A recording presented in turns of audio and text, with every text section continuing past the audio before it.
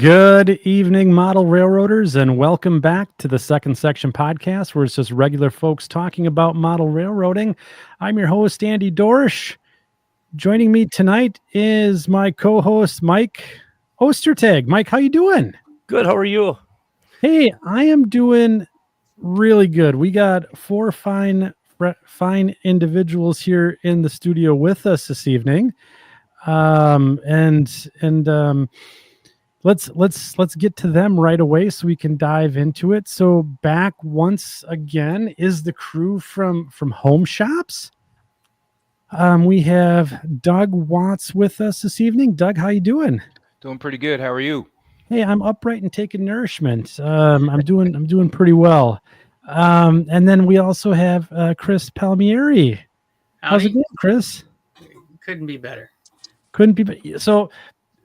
Truth be told, I had to hide my wallet tonight. It's upstairs. It's not with me down here, so I can't get the credit card. But because the wife, she saw HomeShops was going to be on tonight, and she's like, "Oh, I better have the wallet."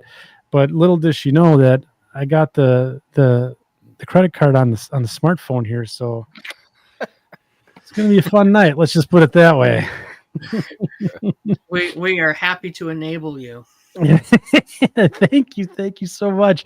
And then returning with us again from the V&O Historical Society, Brad McClelland.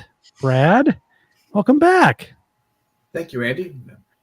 It's good to have you back here and talking about the Virginian and Ohio with us. So just absolutely love it. So thanks again for taking the time to join us this evening. Certainly welcome. Happy to be here. And then we have a new face here in the studio with us this evening. We have Chris Brimley, and he is here from ScaleTrains this evening. So welcome, Chris. Everyone else knows Brad, Mr. HomeShops, Chris, and Doug, and myself, and Mike. But this is the first time for you on the second section. So first of all, welcome. Thank you. And if you would be so kind as to, I always put our new guests on the spot and make y'all do the awkward little introduction. Just tell us about yourself, your involvement in the model railroading hobby, and then what are your interests. Okay. So let her rip. So as far as the hobby goes, my kind of first step into the hobby was I used to co-run a website with a friend of mine named Frank Giacobbe called N-Scale Limited. And It was basically the two of us were running blogs on Blogspot, and we kind of combined them, and he's a web developer and created a website. And so what we'd do is we'd create articles, and it was just community for N-scalers that we had at the time. And so my background in the hobby was always more structure related. I love structures. I love scratch building structures. And so I'd write articles for that. And then eventually I got hired on with what was Train Life in its infancy. And Train Life was owned by the person who co-created Exactrail. And Train Life at its beginning was supposed to be kind of an archive for a bunch of historical magazines, and then also kind of an online community for model railroaders. And so I was brought on the beginning of that. Not long after that, only a few months after, the owner of Train Life fully bought out the full ownership of Exactrail. So I quickly got folded into Exactrail. And at Exactrail, I started just doing little things, everything from doing product photography to warehouse work. And then just over years, I was at Exactrail for 13 years, eventually became the vice president of product. And then kind of in the last year of the company, I was the president of the company until we were acquired by ScaleTrains. And then I've been with ScaleTrains now for 2 years. It was June of 2023 when ScaleTrains acquired Exactrail. Wow.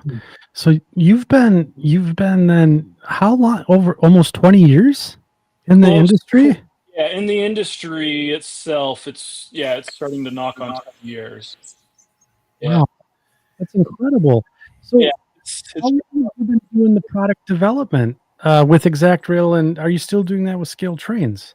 Yeah, so ScaleTrains, that's at Exactrail, I was VP of product, and then I became the president of the company, and then I stepped down to just do product development. And that's more my wheelhouse, more what I enjoy.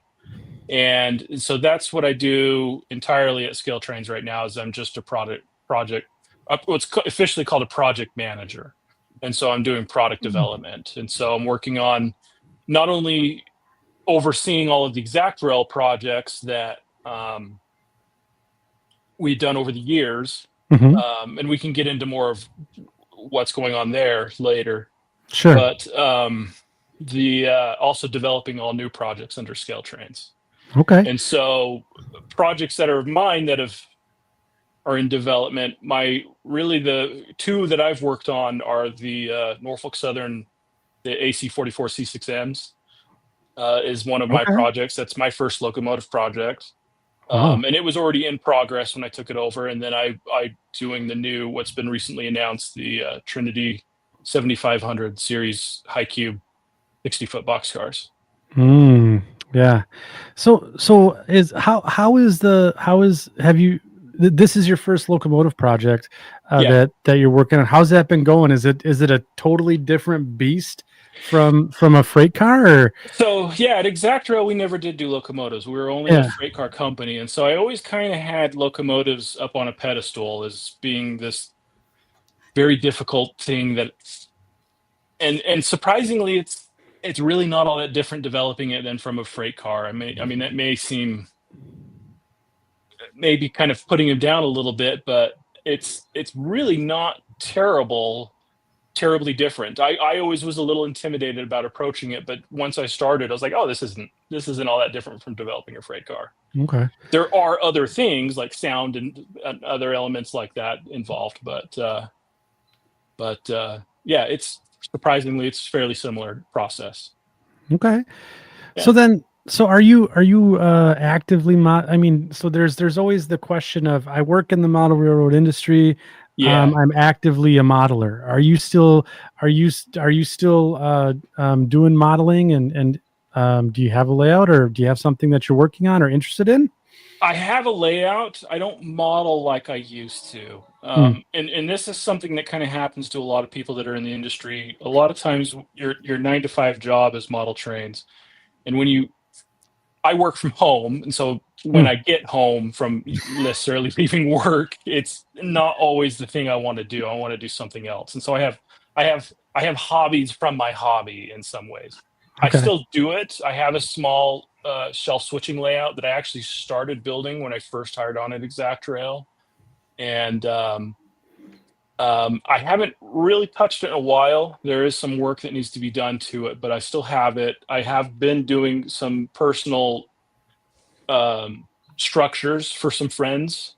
Even though at ScaleTrains, I'm doing freight cars and locomotives, structures is kind of a little bit of a detachment from what I'm doing. It's different enough. So what scale do you like to model in? So my home layout is N scale, but I'll do stuff in HO. Honestly, I kind of enjoy a lot of different aspects from different scales. Like Mike and I have had conversations. I've wanted to do some stuff in S scale. I haven't yet, but I've always wanted to build something in S. Do it. I've always wanted to do something in O. If you need something or you want a kit or something like that, let me know. I got a whole wall of them over here that I'm probably not going to build. So just let me know. Do it. Yeah, there's a lot that I would like to build in different scales. Like there's the part of me that really, really wants to build a garden railroad. So someday maybe. Yeah. So this is interesting because I need some help leaning on my wife about doing a garden railroad. Yeah. Because I just want to do it so bad. Yeah, I've always wanted to. Cool. Yeah, I think it'd be so cool. So that's great, Chris. Thanks for the little intro. and kind of getting to know you here. I think it's awesome that as a manufacturer or someone who's in the industry, right, that you still have the desire to model Yeah. and not just the freight car or the locomotive, but you into the branching out into the structures. I think that's awesome because sometimes you see people in the industry and they just 9 to 5 and that's it. Yeah. You don't want to see. Yeah. Yeah, I don't want to see little grab irons anymore, and I don't Yeah. want to see handrails and stuff like that. So I hear you. No, Yeah. That's awesome. So thanks for coming on and joining us tonight. Of course. And Chris Palmieri, we're here talking about a couple of things tonight. The first thing we're going to talk about is a recent release that you guys had. Yes, sir. Absolutely. We've got our very first Exactrail / ScaleTrains HomeShops project, the Berwick 7580 boxcar. And they arrived, an advanced shipment arrived right before the Denver Rocky Mountain Train Show that we attended. The folks at ScaleTrains advanced that so we could do kind of a soft launch there and have that to show and announce at the show. And since then, my garage is filled up with multiple cases, and we're in stock. And this is the official launch today. They are available at HomeShops.net, and we're really excited to offer a car of this quality for less than $40. $39.99. And what? Yeah, that's right. So oh no, this is bad news for me. They're not going to last long in the current environment at that point, and they're gorgeous cars. So, do you want me to bring it up on screen, Chris? Yeah, sure. Let's look at them. Folks want to see. Yeah, folks want to see what we have here. So we did 4 road names. The Chesapeake, Wheeling, and Erie is a first for HomeShops. Tom Patterson's Chesapeake, Wheeling, and Erie is just it's a layout that's on my list of places I would like to get to and actually see. The photographs of it are outstanding. And Brad, if there's a layout out there that's a ready-made stand-in to do a VNO op session or a photo shoot, that layout, Tom's layout is a great candidate.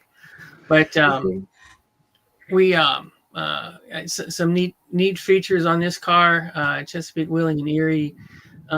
His branding, the reporting marks are large. It's kind of like not quite as small as a Waterloo logo, but it's different. It's unique.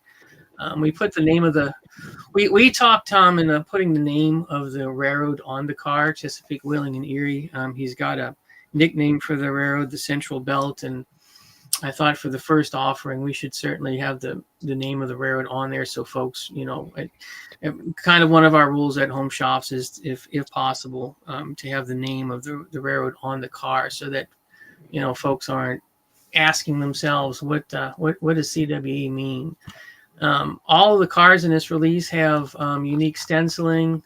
This one, during the CWE agent, Louisville, Kentucky. I love that.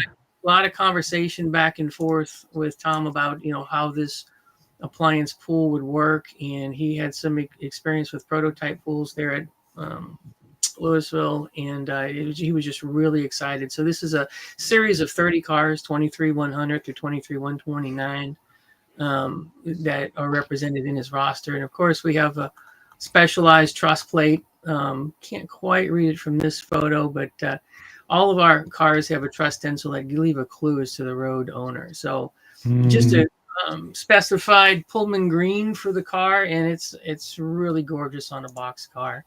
I asked Tom if he would shoot a couple of photos of them on his railroad, and he actually sent us quite a few, but this is one of my favorites. It shows one of his regular locomotive paint schemes there. It's got a bicentennial unit. You can just see the scenery, the depth of it. There's not a bad shot that I have seen on his railroad. And I don't know about you, but I think those cars look right at home there in this scene.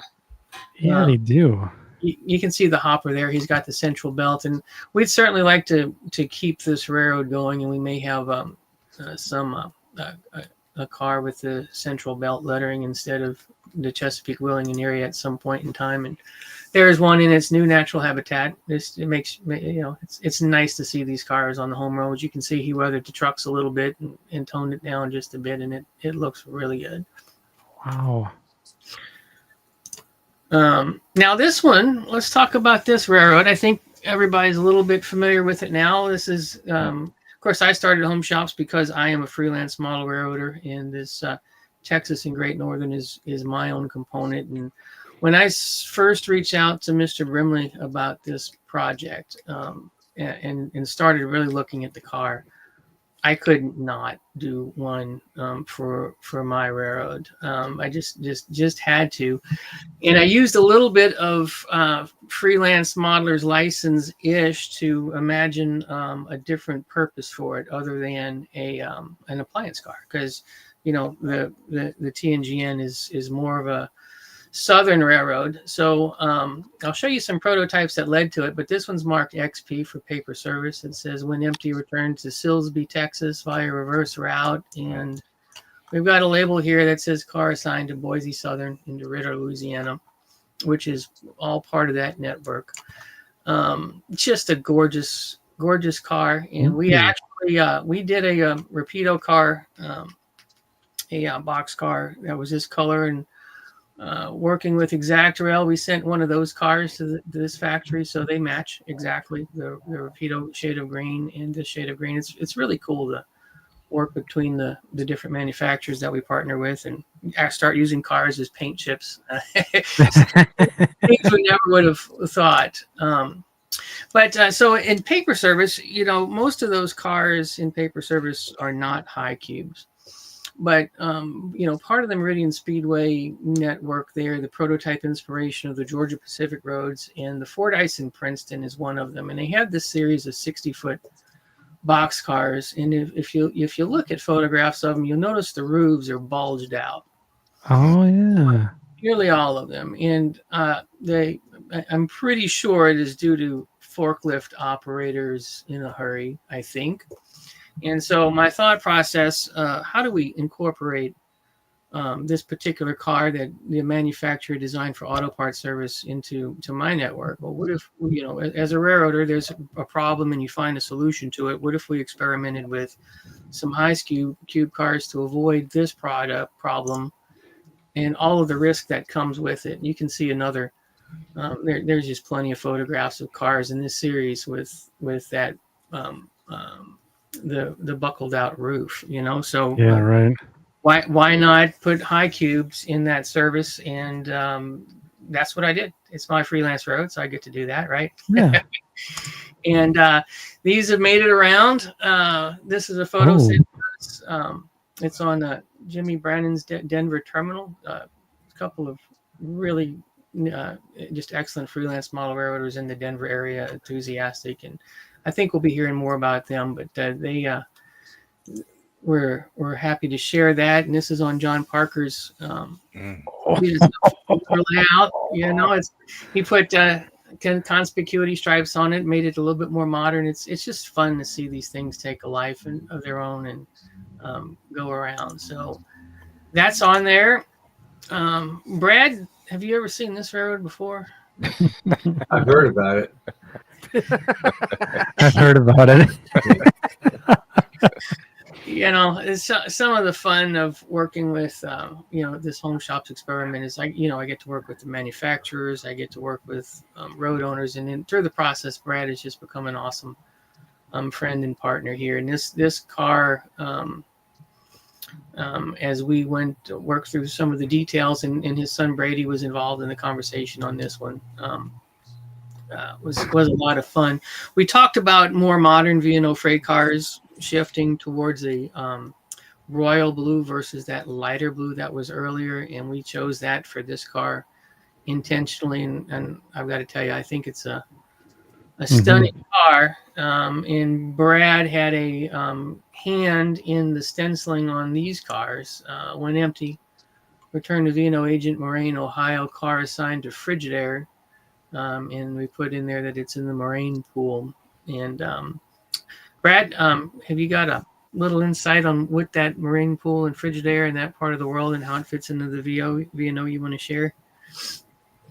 Well, growing up, my father and my sister, we would take drives. First of all, it was in Moraine, Ohio, which is the first suburb south of Dayton. And then south of Moraine was my hometown of West Carrollton. So we would drive up along, well, back then it was Penn Central, and we'd pass this huge Frigidaire plant, and there'd be all those jade green Penn Central boxcars waiting to be loaded with appliances. And it just was a really interest to my father. And then my uncle got a job at Frigidaire. And so he really was he had to do something. So at the time, I was kind of working on getting the freight to run logically. So we weren't going to haul one boxcar of appliances. So I think it was the early 70s, Athearn came out with a series called, out of the blue box, called The Ugly Duckling. Okay. And look it up. It's amazing. I think it's a 40-foot HI-CUBE boxcar. And what's amazing about it is the axle, on the end of the axle on the wheels, they actually molded a Timken roller bearing, and then they slid that roller bearing in the side of the trucks. So when the car rolled, these roller bearings would rotate too. Oh, cool. Yeah. And my dad always complained, said they didn't roll very well, but we had a bunch of Penn Central and B&Os. At the time, we didn't have any B&Os, and they would come in on our train from the Dayton area, and it would make set-offs for the Southern connection towards the Southeast, and then the connection going to the East Coast, RF&P's Potomac Yard. So it kind of put everything together to make it fit. I just wish that my father had the chance to see the car, and also we had to move up. I think this is more my son's era of a car, but It's I don't know. I think this is really sharp looking. I like that one a lot. Yeah. I don't know what it is. Ray Arnott's onto something here from around the layout. Like, I'm telling you, these HI-CUBE boxcars, there's something about them. I don't know if it's with the white, the white sill at near the roof line there, that little thing that gives it the excess height marker. I don't know what it is. But Well, I have a little insight on that. I think I can help you there, Andy, honestly. why is it? Why am I drawn to them? I have a Because whole string of these Prairie Shadows ones sitting right here too. because what happened is now this is becoming the norm rather than the once in a while you see one. Back in the up until I'll have to say like the early 90s, a regular standard size boxcar, you would see a HI-CUBE once in a while, and it would be, oh hey, look, a HI-CUBE, neat. Mhm. Now that table has flipped, where the majority of the cars being produced in today's world are now HI-CUBEs. So now you see a standard size boxcar on a train, you're like, oh hey, look at that. So I've noticed that when I'm at work, is like I'd be like, because we still get a lot of both, we get a ton of both, and I'll be like, why don't they just make the HI-CUBE the new standard? So because that's all anybody produces, nobody makes them. So you're seeing more and more and more of them, and it's just what your eye sees on a regular basis. So this is your new normal, I suppose. at least that's that's the way I look at it. So I mean, they're cool cars. I like them a lot, and 60 footers have gotten to be very in vogue. Yeah, they are. Chris, wouldn't you say, Palomari? Wouldn't you say the majority of companies nowadays are making 60 footers over 50 footers. Yeah, it's a more popular size for sure. Yeah. For, you know, the more you can get in with a single way build carload, the better from economies. And 50 foot cars, 60. There's very few things that are too heavy to fit in a 60-foot car versus a 50. So the 60-foot car seems to be more popular. I did notice he's a 76 date to him though, which is very nice. I like that. Yeah. Yeah, Chris, Mr. Brimley, Chris Brimley. Yes. Do you, off the top of your head, know the build date range for the Berwick 7580? I know we tried to They keep were. them all in. Yeah, they were all built about 70. I think the earliest ones were built in about 76 of this car type, and then some were built into 77. They weren't built very long. They were kind of a narrow window. Yeah. So we tried to keep we did keep it within that range, except for the last offering, which is a later repurposed version, which we'll get to here shortly. But another photograph here on Jimmy's Denver terminal. Just an awesome shot. So I found the Denver terminal on Instagram. Mhm. Oh my gosh. He's also on Facebook. Is he? Yeah. Just the modeling is outstanding. Yeah. I really like what this railroad, this freelance railroad. Absolutely love it. There's some good stuff there. We went up to the Denver Rocky Mountain Train Show a day early, and Jimmy, Brandon, and Jeremy Sir, who we'll talk about a little bit here, he's got another freelance there in the Denver area called the Arvada Western. We spent the Thursday evening with those guys and did a photo shoot on their modules actually, and I told those guys I don't have time to post these. It's all yours. So you'll see as you go through both of their social media, they've actually kind of done the soft announcements with some photos of these cars that they've taken, and this is all about community too, and it was really, really cool to invite those guys in to participate in that launch while we were there. So there's so much talent in this freelance niche. It's just exciting. Yeah, I think so. It's awesome. There's a shot of one with the partner Tony Kester's Allegheny Midland on Mike Armstrong's layout. And the last road name we did is Sam Meehan's Wyoming Valley Western. So this is the second Wyoming Valley Western boxcar we did. And just really excited about Sam's concept. He's been a guest on this show. Yes. Once was at the very end of a 3-hour episode. He had a lot of patience, and we'd like to maybe have him on again. He was traveling for this today, so he was not able to join us. But this was our first Wyoming Valley Western project that we started, and with the uncertainty of this project being shelved ish, and Chris, we might talk about that here in a little bit, the transfer between companies. I wasn't sure when or if this project would ever get put back online. So at that time, we had the Rapido B70 boxcar in the works, and I really wanted to get the Wyoming Valley Western out there.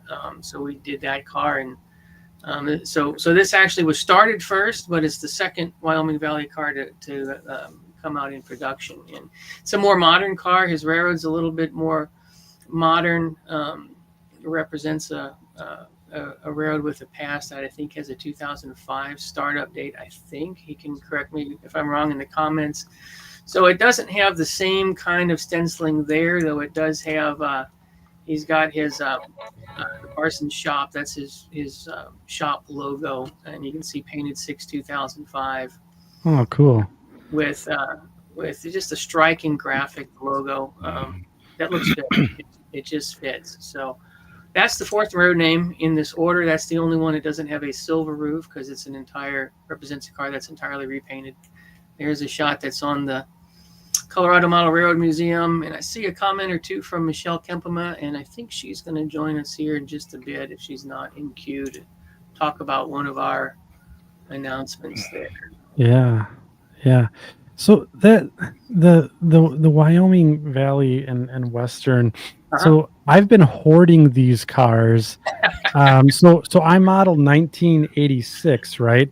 But Yeah. I've been hoarding these and the MD Rail, and some of the Michigan Interstate cars for when I eventually evolve, or move my railroad into the future to the 2000s. I'm going to have new rolling stock to inject in. So think of it as I'm just planning for the future. Like Andy doesn't model 2005, but he's getting these, WVW cars, and yeah, it's because I got a plan. I'm planning for the future here with my purchases. So And the conspicuity stripes do come off very easily with the Solvaset and Scotch tape method. If you want to oh really? just a little bit there, it's not that hard to do. Oh, that's cool. That's cool. These cars are awesome. Yeah, so we're excited. They're here. They're in stock. There's none of this. It's nice to do an announcement about something that's actually here and on the property. These have arrived pre-tariff, and there's $39.99 is what we're able to price them at. We're just extremely excited to offer a car for under $40 that just looks this good. So really excited about that. Yeah. So can we talk about the project and kind of how it came to be a little bit, with kind of starting with Exactrail and kind of go from there? Yeah. Okay. So yeah, it was Chris, you approached me, it was about 3 years ago regarding this, wasn't it? I think January 20. We talked about it at Amherst in 2022, Okay. and the email started right after that. Yeah. Yeah. So kind of what the process was, I mean, Chris reached out and wanted to partner up on doing a car. The issue is doing a car for him. We have to kind of, we can't just do a custom run just for him. We have to kind of piggyback it onto a larger production. Yeah. And so I kind of let him know what's in our queue, and he was like, well, this is, kind of one of the cars, if I'm remembering right, this is kind of what you're wanting to do. And so we went through the process of developing the artwork. He would send me, what logos need to be done, and then I would create the actual artwork, which we would send to the factory. And so we would go back and forth on the review process of the artwork creation, and everything, through this point, everything was going smooth. Everything was going great. We had then submitted the production to our factory, and generally when we would submit a project to the factory on something that was a rerun, this isn't an all new car for Exactrail. We've run it in the past years ago. Okay. And so there wasn't any new tooling that needed to be cut for it. But generally when there's something that's existing, typically the process of submitting the artwork to the production samples being sent to us is usually about a 9 to 12 month process. And as we've now mentioned, this has been almost 3 years. And so the things that had happened is after we had submitted it, and there was other productions that I had submitted after this, things kind of came to a screeching halt because negotiations started happening between Exactrail and ScaleTrains. And to kind of give a little bit of a backstory, had been over kind of the course of 2 years, there was discussions between Exactrail and ScaleTrains, and there was a couple times we got really close to them buying us out, and one party would cancel, and then it came to another time, and then the other party canceled, and there was different things that had happened that had caused either thing to happen. And so finally, on the third attempt, third time's the charm, ScaleTrains had reached out to us, or we had reached out to ScaleTrains for the acquisition, and we decided to move forward with it. Kind of all projects that I had already had in the queue at our factory were kind of temporarily placed on hold. Sure. And some were further along than others. And so a lot of the Exactrail projects you've seen released from ScaleTrains over the last 2 years were items that I had already created under Exactrail. And so some came really quickly because they were already quite a ways along. I'd already had deco samples or production samples. And this project, I submitted it late enough, it really kind of was shelved. And even I didn't know what was going to happen with it, if ScaleTrains wanted to proceed with it or not. And so it was, as it was kind of shelved for a while, working with my superiors, it was decided to move forward with this and other productions. The problem is when you kind of pause a production at a factory, it really kind of gets, when you decide to start it over again, they can't just go immediately with it. It has to kind of get reinserted into their calendar of when it gets produced. And so even though it had been initially submitted, it got pushed kind of back towards the back burner, basically effectively started from scratch again. And so because of all of this back and forth and waiting and deciding, it really turned what would have been at most a 12-month project into a 36-month project, unfortunately. Oh, wow. Wow.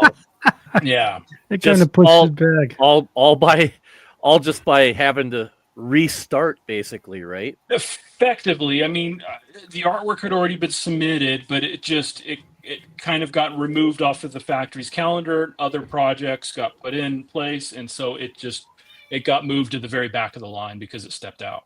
Sure. And these now are also in stock through ScaleTrains.com, correct? Correct. Yeah, we have some of the prototypical schemes still in stock right now. A number of them have sold out already. It's performed quite well. But yeah, if you click on the in stock tab, there's I think 4 schemes in the undecked kits are still available. So I mean, you came out with these 12. I gotta go get now. Is it the Seaboard? Damn it! Seaboards are gone. The Seaboards are gone. Yeah, no. Seaboards blew out really quick. Yeah. Seaboards are gone.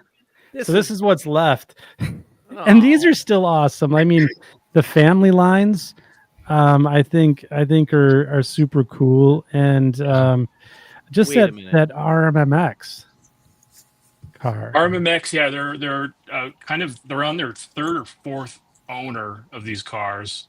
And so RMMX ones were on the rails up until I think fairly recently. Yeah.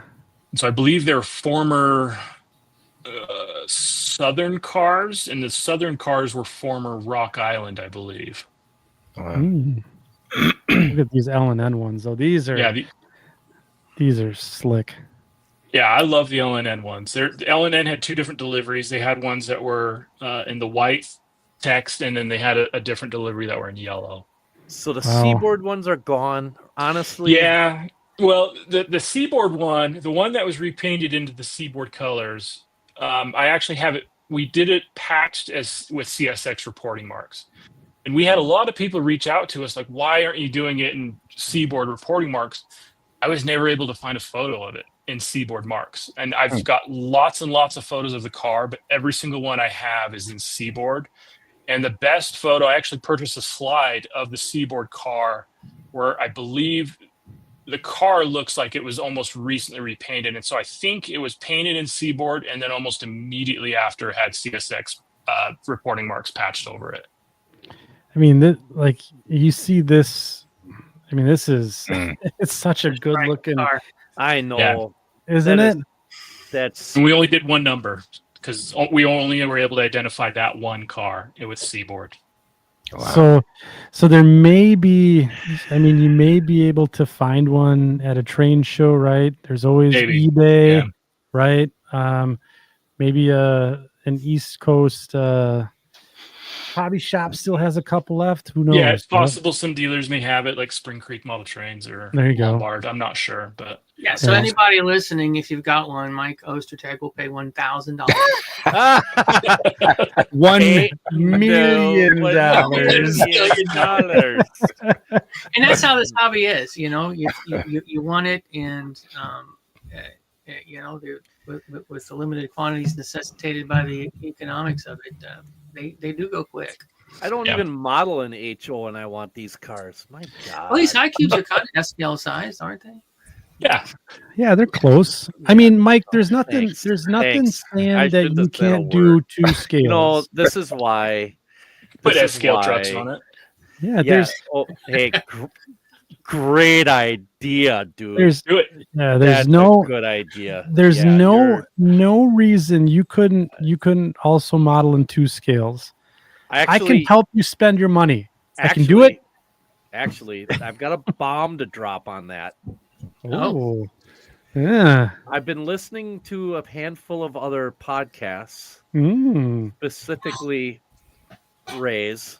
Ray Arnott. Ray Arnott, yeah. Yeah, Ray Arnott, he's just a terrible he's influence an on us. instigator and an Yeah. absolutely terrible influence on anybody. Go see. Just go check out Ray. That's all you got. Yes. And around the layout. But it's there may be some modules upcoming in HO scale. Ooh. Just so I have something else to do while I'm waiting for things. I love that, Mike. I absolutely love that. Yeah. Yeah. And it will be my and this is gonna make Palmieri absolutely infuriated. It'll be based around my Wisconsin and Midwestern. Nice. Yeah. So I took him off the stage. That wasn't What? supposed to happen. I'm me? yeah. I was Oh, supposed whatever. So to my Wisconsin Midwestern, my Yeah. nice simple little gray and blue. gray and blue. It's actually L&N gray, believe it or not. But That would look good on an STL 39, Mike. you know, Oh, it would also look good on a ScaleTrains GP28. Mm. Oh, Mm. Not I'm gonna just saying. happen. I'm just dropping that out there, saying, Mhm. because we you asked second for it, we won't do it. just because I asked for it. Thanks, man. Why don't you just build a model of it and then it'll just show up one day naturally? I do. I have it right here. I've got like one more that I can build, but I mean, it's no. I've been thinking about that because I've been doing with the one layout, the S scale layout. Sometimes you want to recharge and take things a different direction, and doing the multi-scale thing. Going back and doing HO can help me stay current with what's going on in that in that aspect of the hobby as well. So, yeah. Never say never. Never Don't say say never. Yeah, Yeah. I would never say never. I mean, there have been locomotives with far fewer production runs been made. Yeah, that's true. So we've got someone snuck into the studio here. I don't want to be rude and just leave Michelle off in the corner. Wait. Yep. Look what I Yep. wrote for you. I love it. Thank you. That's awesome. So let's welcome Michelle Kempema to the Second Section podcast. Thank you for taking the time to join us this evening. I know you had a super hectic schedule leading up to this evening, so thank you for carving out some time to hang out with us, and welcome. Thank you. Thanks for having me. I'm running from a board meeting to here, so I was a little late. Sorry. No trouble at all. We have an announcement later in the show. You and Chris are going to talk about a bit of a collaboration that you guys are working on.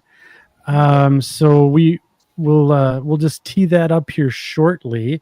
But I think as we close the book here, I'll formally introduce you once we close the book on the Berwicks here. Okay, Michelle? Perfect. So Chris, we've kind of talked about the genesis of the model. Any other things that we want to discuss in terms of the topics of the Berwicks before we move on to the next bit here? I think we've got all the specifics here. Chris, in the prototype world, I noticed it was Southern Ellen, and this was primarily a southeast or an eastern road prototype, correct? Which one? The Berwicks. Yeah, it was, for the most part, it was initially the original owners of the car were L&N and I believe Rock Island. And then Norfolk and Western also had them, but I believe Norfolk and Western got them secondhand from Rock Island. And then all of the L&N cars went into Seaboard and then CSX. So there wasn't on the prototype car, it didn't have a lot of owners initially. One thing I did buy a few of the ScaleTrains proper cars for my own collection, and I've got to tell you, they look good side by side with the other cars. And if anybody listening here is interested in the ScaleTrains versions, I looked at the quantities. I would get those tonight from the ScaleTrains site as well. Yeah, they're pretty close to being gone. So I threw a link in the chat tonight. So if you want to go out and grab them and tack them on to your HomeShops order. So I just got my HomeShops order in again, and then I think I'm going to go out that RMMX car. I think that needs to be on the car. Yeah, I think that one, just a nice plain Jane boxcar on the Mascoutin Valley. So I'm going to grab one of those here quick before time runs out for sure on that one. So yeah, get them there. If this show has anything to say about it, they might be gone before tomorrow. What's the actual date on that RMMX car? It's when did those... I don't. Let's see if I can see the repaint date on it, but it was I believe in the early 2000s, because it was before about 2014 when conspicuity marks became kind of prevalent. Right. And so it was I think within the early 2000s, if I recall. I created the artwork for these 3 years ago, Mike, so give me a break. Come on. I just grabbed two of them. No, it's I mean, I'm glad you did, because reporting mark cars, I don't think, get enough love in the hobby, when they're honestly the most common cars that are on the rails today. And a lot of manufacturers shy away from doing reporting mark cars because a lot of people like the more flashy paint schemes, and I get it, but reporting mark cars I've got a soft spot for, because it's what's common. Right. Yeah. Brad, did you get your V&O cars from this run? Did they show up yet? Thank you. So you had them in your hands as, a V&O, V&O lineage there, and you've been with it from the day one. What was your reaction or thought when you got them? Was the car like what we thought it would be when we talked about the design, or? Yeah, everything was perfect. I handle it with kid's glove, and just it's not like the old Athearn cars where,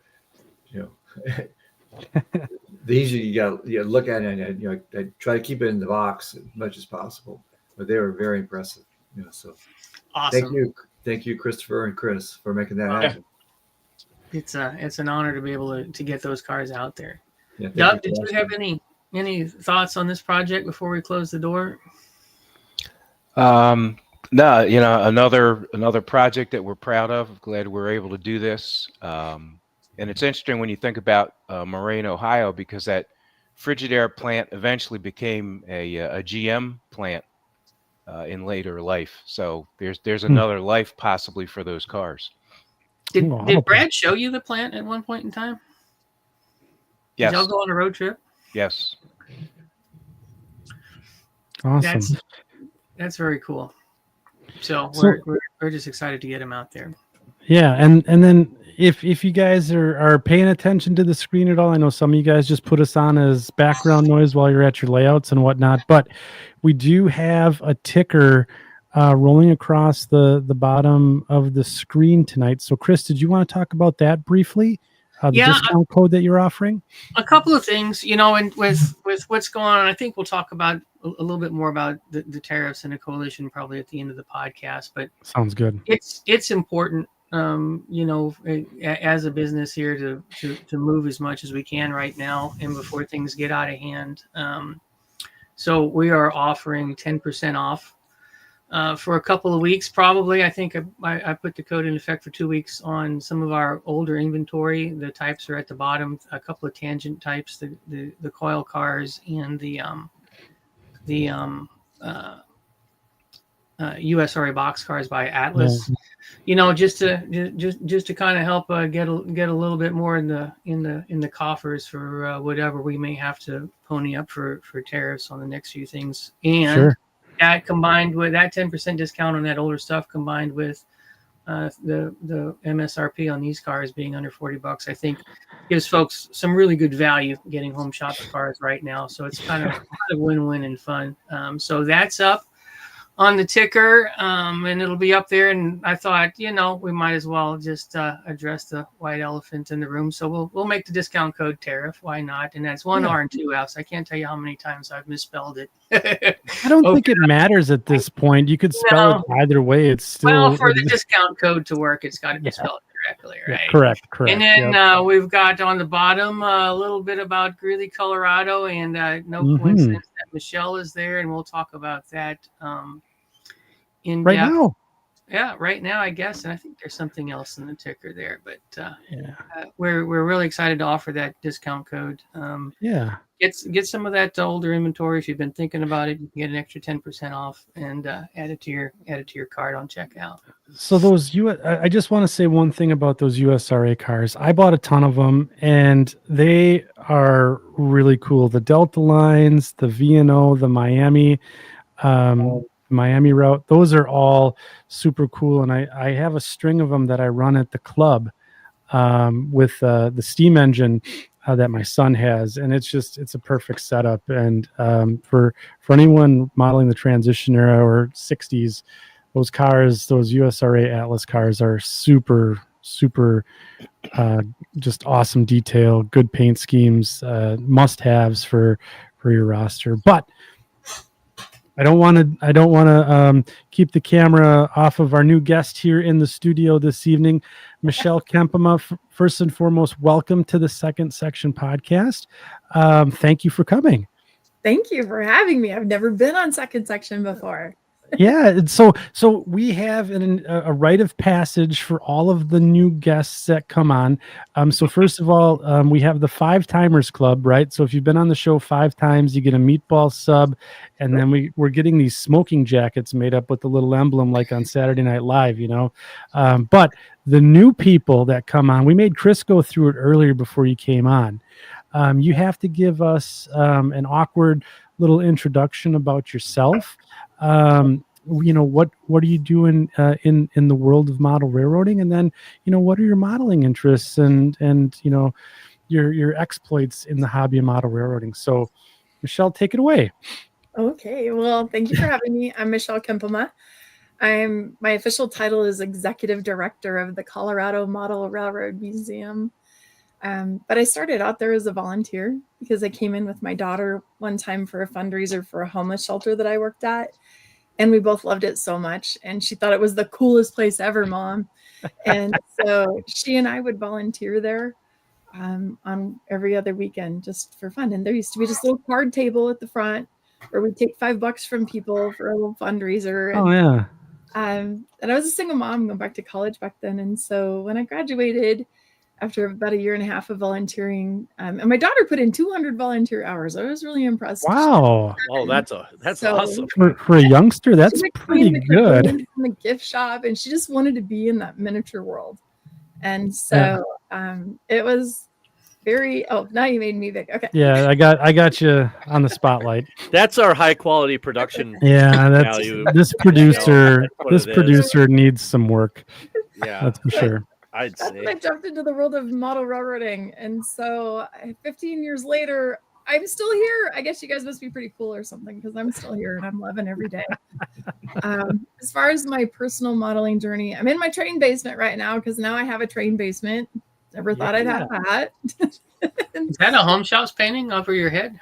Look at that right there. Nice. Yeah, right? It's signed, so it's framed. It's signed? It is signed by the artist, so it is framed. There's a little bit of a reflection on it. I'm sorry. My husband installed these awesome, like fluorescent lights, but they're so bright. So Anyway, I live in an HO scale world all day long, so I decided to do N scale at home. And that's I wanted to cool. challenge myself to become a modeler. So I actually built Fremo N module with a lot of help from people and participated in the Evanston event last year for Fremo. Oh, nice. Yeah. So my only real claim to fame that I've participated at an RPM with is I painted our mural in N scale. I hand painted it. Oh, And so I like to paint. I've been painting people now, and I really like to paint people. I have like little people right here. Little tiny. oh yes. So That's awesome. I like to paint very small things. So that's my niche in the hobby. I hate track. I will love somebody come lay straight lines for me. I do not like them. So a weird fact, I was originally told I would single-handedly destroy this hobby. So that was the first year in my hobby. And so here I am. One day at a time, destroying the hobby and having fun doing it. So, well, Sorry I said that to you, Michelle. I'm sorry. oh yeah, it's not you. well, it's great. It's great to have you here. So, I'll pull you back up from the awkward spotlight here, Okay, and you and yeah. Now we're back in the normal world. So you and Chris. So you talked about the Colorado Model Railroad Museum. Here's my son Henry. He's hey guys. Do you want to say hi? Sure. How's it going? Good. Are you off to bed? No. Oh, you sure? Yeah, I'm sure. Okay. How's everybody going? How's everybody doing tonight? We're good. Doing well. Doing good. Good. Hope you guys all have a good podcast. Thanks. Thanks. Thank you. Thank Very you, much. Henry. All right, pal. Thanks. See ya. See ya. Bye. High five. All right. Andy, I think you need to buy him a boxcar. I bought him probably 5 or 6 tonight. I'm pretty sure. But yeah, so sorry about that. So what are you guys working on? Well, so Michelle's paths and our paths have crossed a number of times. And Michelle, and you just never know where Michelle is going to show up. I mean, if it's going on in the hobby, she's there. And a little over a year ago, Doug Watts coached me on the importance of flying the flag, and we put together a clinic that we presented at the Valley Forge RPM. Doug and I did together, which was a lot of fun. And we walk onto that property in the hotel, and would you believe Michelle was there? And I think my first words were, it was probably professional. I think I said, "What are you doing here, Michelle?" She said she was tasked with creating the Colorado RPM, voluntasked, and she was doing her homework and practicing due diligence and wanted to go see what some of the finer RPMs in the country were like and what they had to offer. And that was impressive to me. And she got to see our clinic. It was that Doug and I presented. And I don't know if a lot of folks know that the Colorado RPM even exists. It was last year was the first one, correct, Michelle? It was. Yeah. So do you want to know why I put on an RPM? Yeah. Yes. Please tell us all about the Colorado RPM, why it is and what it is. I didn't know what an RPM was 2 years ago. Never heard of one other than there's this thing in St. Louis of an RPM. Okay, whatever. Yeah. That's all I'd ever heard about it, right? So, and I never asked. I was like, oh, there's something out there called an RPM. And somebody asked me, they're like, Michelle, you should do an RPM with the museum. And I'm like, no. Michelle, you should do an RPM. No. And then finally, my friend Rich Virgin says, Michelle, do you know what an RPM is? And I'm like, no. So it was explained to me that it's like a trade show for modelers. It's all about the hobby. And oh my gosh, it just clicked with me. There are so many modelers in Colorado that I don't know because they're not operators. I know people have their niches in this hobby, and at the museum we have a complete layout. So I know the operators. I know the people who custom build their trains and that kind of thing, but I don't know the structure builders, and I don't know people who just do their home layouts, and I don't know these people, and I want to know what they're doing because it's me. So I got to know everybody, right? So I went to my board and I said, you know what? We need to provide some programming for people who don't come in this building. There are modelers here who do not enter this building. And we need to provide programming for that if we're going to be, who we want to be as the Museum of Modeling here. And they 100% agreed. And I actually proposed one in 2025, and my board said, this is important. Do a small one in 2024. Just try it. Just do it. It's important. And so we put together what I called our kickoff for this year's RPM and did a 1 day, and just to try it. Because the modelers in Colorado, once I started talking to people about doing it, 25% of every club I went to in Colorado knew what an RPM was, and 75% didn't know. And so last year was a learning experience for all of us here. We're 1,000 miles from our nearest RPM, right? So that's why I did it. It was really fun. I absolutely loved it, and I can't wait for this year. So I rented this little place across from the museum, so we would be just across the street, but we outgrew it in about the first 30 minutes. So, wow.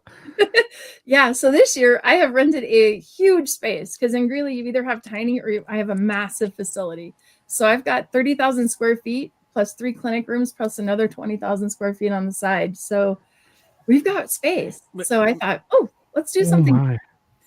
So, Michelle, did you rent out the depot? No, I rented the event center at our fairgrounds. Oh, I was going to say, holy cow! You mean the small space? I thought about renting the depot. I rented the coffee shop across the street that has a little event center, but it's really small. Yeah, I know where you're talking about. But then when I said I was going to do this little kickoff, I'm thinking it's only going to be local people. And then a lot of the manufacturers came, especially the Colorado ones, and Butch Eiler. Yeah, he's here. Yeah, he's right there. The audience. Yeah. He came out and he actually did a hands-on clinic and taught me what a hands-on clinic is. Actually, what was funny is I called Butch on a Sunday, I think it was. And I said, Butch, I'm doing some more research on RPMs, and I see a picture and you're at a table and you've got stuff in front of you and you're talking to somebody. What is that? I learned what a hands-on station is. That's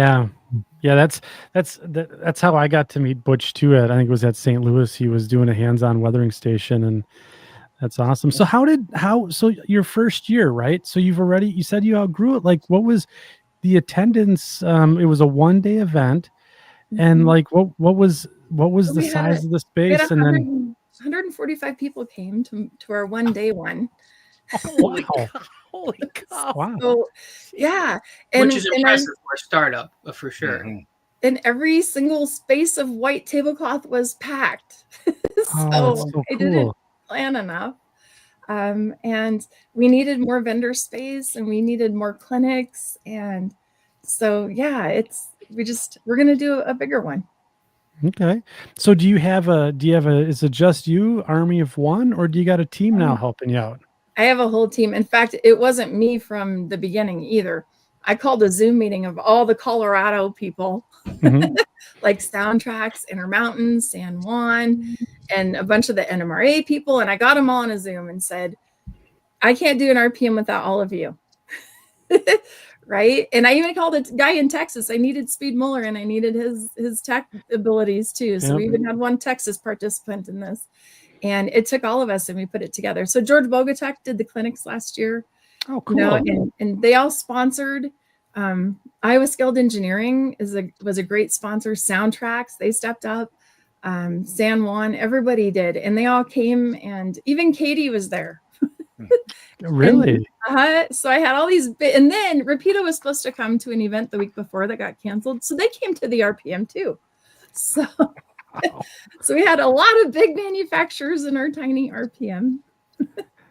Wow, that's kind of sounds like knocking it out of the park on your first try. Oh my goodness. And Spring Creek is also a big supporter of the museum, and they came, and they're coming again this year too. So Spring Creek model trains will be there. So, wow. Yeah, it was Spring fun. Creek is awesome. That was year 1. And now you have year 2 coming up here. We've got a bigger venue. You got way to set the bar low. Yeah, right. Right. Yeah. And now and I love, so for me, it's all about the social aspect of the hobby. I want to meet people. I want people to meet each other. I went to we have a thing here called Rocky Apps, and I went to Rocky Apps last year and realized that there are modelers in Colorado that didn't know each other. So the social aspect of modelers meeting modelers was a huge piece of why I wanted to do this and connect. And so I just want to meet more people. So I got more space so I can meet more people and more people can meet each other. And we're going to have fun in the hobby.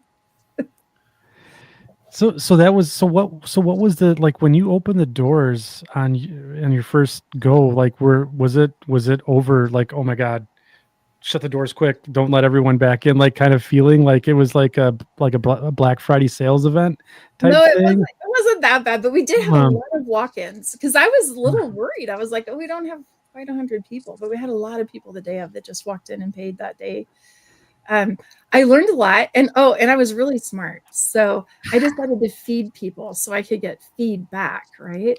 Yeah. And so we offered a free barbecue dinner right after over at the museum. We feed you for free, but they didn't get to eat till they filled out my feedback form. Smart. Nice. That's clever. I learned a few things. They didn't want to leave for lunch. I thought, we're downtown. People can just walk out and have a great lunch. They didn't want to leave for lunch. They were having fun. Yeah. I got 100% positive feedback on the overall event. Did you enjoy it? 100% yes, across the board. I was shocked. I thought for sure I'd have somebody grumpy and they're like, this sucked. Were there any comments in the feedback that were takeaways that you acted on, or was it all mostly just anything that you can share? It was lunch. They wanted lunch. They wanted layouts. They wanted more vendors. They wanted more clinics. But my favorite comments, and there were probably 4 or 5 of these, I hadn't seen so-and-so in years. It was so nice to talk to him. Or, I met somebody who models the same scale as me. Like, those comments are what really made me just, right? Like, we did it. So, so the takeaways were definitely have lunch on site so we don't have to leave. And more clinics. I was looking for more clinic rooms. So, and Valley Forge was all clinics, right? That was like 6 clinic rooms. Yeah. So with an amphitheater. Yeah. So, Michelle, did you have any layout tours at during the event or after the event at all? We did on so I did a Saturday event, and then Sunday we had some layouts that were open. And then we did a Friday night operating session, and we're going to do that again this year. And priority will go to those non-Colorado people signing up for that operating session. And so that'll be Friday night. And then we're also going to offer the same barbecue dinner because it was awesome on Saturday night, but you have to pay for your own meal this year. Sorry. Well, there's some feedback for you right there. I got it sponsored last year. So, but then we're also going to maybe schedule a little bit of social time after that, like at some of the local restaurants or something, and for a late evening get together. I don't know. We're learning. This is going to be a learning year, new venue. But we have some stuff planned, and then in walks Chris with all of his ideas, and I love them. So it took me like 30 seconds to say yes. So Chris, why don't you tell him your ideas? Talking to Chris can be a dangerous proposition sometimes, I tell you. It's an expensive proposition. Conversation for me. Actually, yes. I'll keep talking if that's how it plays out. That's right. That's right. So, you guys have seen Doug Watts has been a regular with me.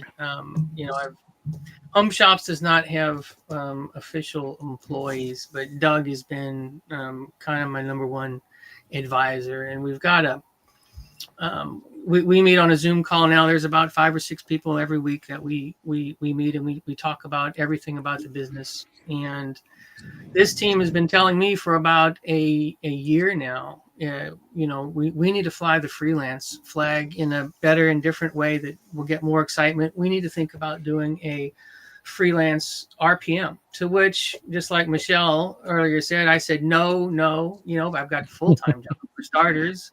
And then every minute of free time is encompassed with trying to stay afloat, just time-wise, with everything that is HomeShops. There's no way we're going to do something from scratch. But it occurred to us that maybe there's a partnership that makes sense. And what I've noticed is every RPM kind of has its established identity of its own. I mean, when you go to St. Louis, that is established, and Yep. you know what you're going to, and it's quality and it's excellent.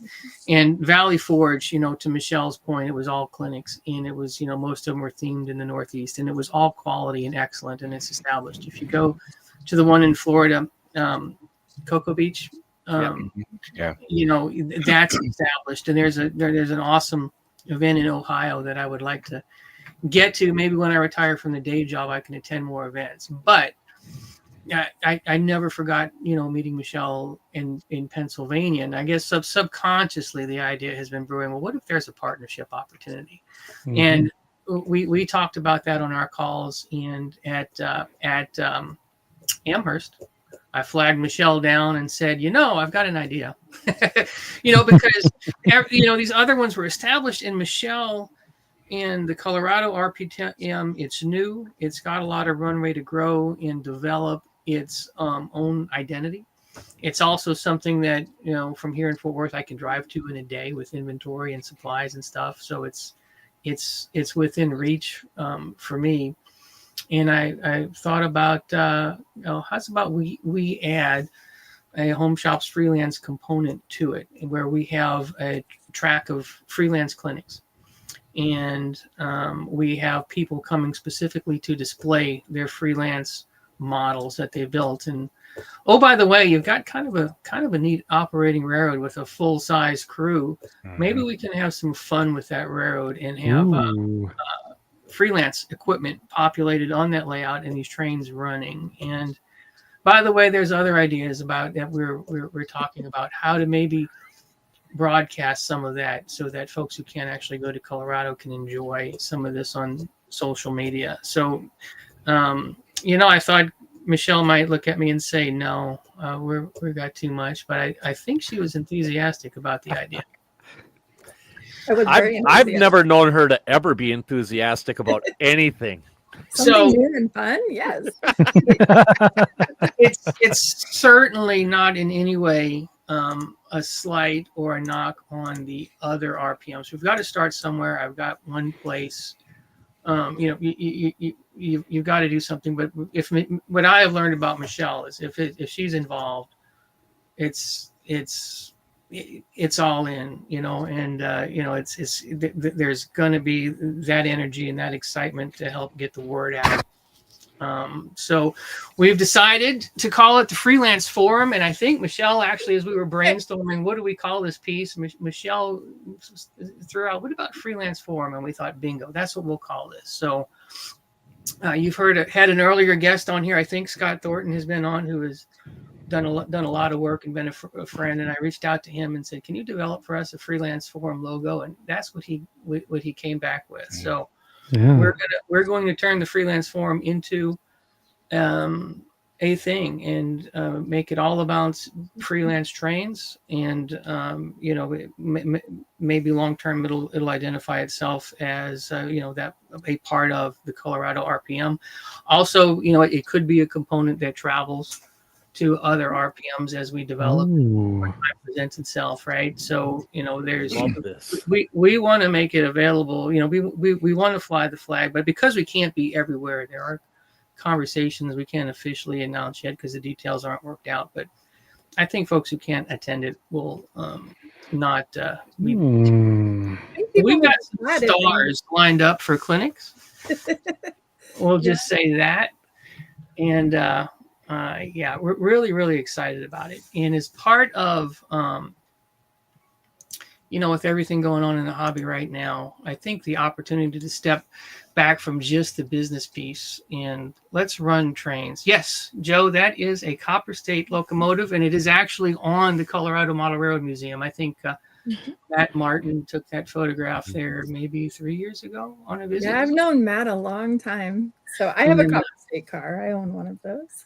Yes. I'm not sure if Matt is going to be able to make the event, but since I drive through Amarillo up there, I will certainly kidnap several Copper State locomotives and have them to where folks can see them. That's going to happen. Kidnap. We'll kidnap them. So, so Michelle and I have talked. some of our team joined her Zoom groups, and it's just the potential to do something together is it's exciting. And I don't know, Michelle, any thoughts on the partnership from your side? It fits in perfect with what I had in mind for what we wanted out of an RPM, right? We also have a narrow gauge track. So we have RPM, the normal RPM, and now we have the freelance forum, and we're going to have a whole narrow gauge piece too. And so it really just completed the circle of all the things I wanted in an RPM. So the Colorado Model Railroad Museum is a proto freelance layout. Ah. It is not prototype. I always thought Dave was the most prototypical person ever, and this is the most prototypical layout. Oh my gosh, and I didn't have any idea. And I remember my journey in modeling. I had Chris on, I don't even remember what show we interviewed you about freelance. It was on TSG. Yeah. TSG. So it was, yes. And I went, I need to understand this freelance thing. So I went and studied it, and I wrote about it in Cowcatcher, how I learned about freelance and what that means in the hobby. And good magazine, by the way. That's a great magazine. Isn't it great? He gives me a platform to say the things I want to say and call people out when they need it and support people when they need it. So I love that he gives me that platform. So thank you for reading if you do. Oh yeah. But it's just perfect. And so, we're in Colorado, so narrow gauge would be a natural piece of it. But the Colorado Model Railroad Museum is proto freelance. So the freelance piece it's just perfect. So I'm excited about it. Yeah, this is fun. It's a lot of work, but it is fun, and I'm certain it's going to be rewarding when it plays out. Yeah. So when are the dates again? So when is this happening? It's September 27 and 28. September 27th and 28th in Greeley. Okay. And when are you guys? Are there going to be pre-sale for tickets or? Yeah, the tickets are on sale right now. You can actually, and I had to learn how to use my website and code my own store to make this happen. But you can register through the website at cmrm.org or use the link. So when we decided to do this RPM, I wanted it to be somewhat separate from the museum and its organization in case someone wanted to take it over and take it on. The museum doesn't have to own it forever. It needs to be its own thing. I mean, we can support it. And I don't know how any organization could really start one on their own financially. It's a lot of work and a lot of investment to put one on. And so the museum will support it as long as forever. But we do have this website. And look, I got the HomeShops logo up there. Yep. Yeah. Got that much. And so registration, and I'm working on it. So Oh my goodness. Oh wow. Get there. And so when you click that link, it'll take you to the CMRM website where you can register. And you have the option when you register for those lunches both days or that barbecue dinner if you want to add that to your price. So it's $35 right now. It'll be $40 after September 1st. And I did offer a one-day registration for those people that couldn't make it, the local people that couldn't make it for the whole weekend. So there it is, and you choose your options. And because it's me putting the website together, you have to choose something, either no or something. Because I'm not that talented at web construction. So Michelle, I've got one question pertaining to this. Okay. And one question not pertaining to this at all. Complete different direction. First of all, as you go on and grow, having been there myself already, and knowing where Greeley is and how Greeley is set up and how the things are all set up, has there been any thought about reaching out to the UP Steam Shop? It's only stop it, Chris. I'm just saying they're right on the main line. It's only an hour and a half away. I mean, it's only an hour and a half away. So, I mean, have you thought about possibly seeing if they would bring a little something over? Wouldn't that be amazing? If they would do that, that would be amazing. I mean, a little something. I'm just saying. Who says that? I just did. I'm sorry, Michelle. I'm sorry. That was yours. The crew all volunteer at the museum. So if they would do that, that would be amazing. Oh, wow. I would love to see all They're modelers.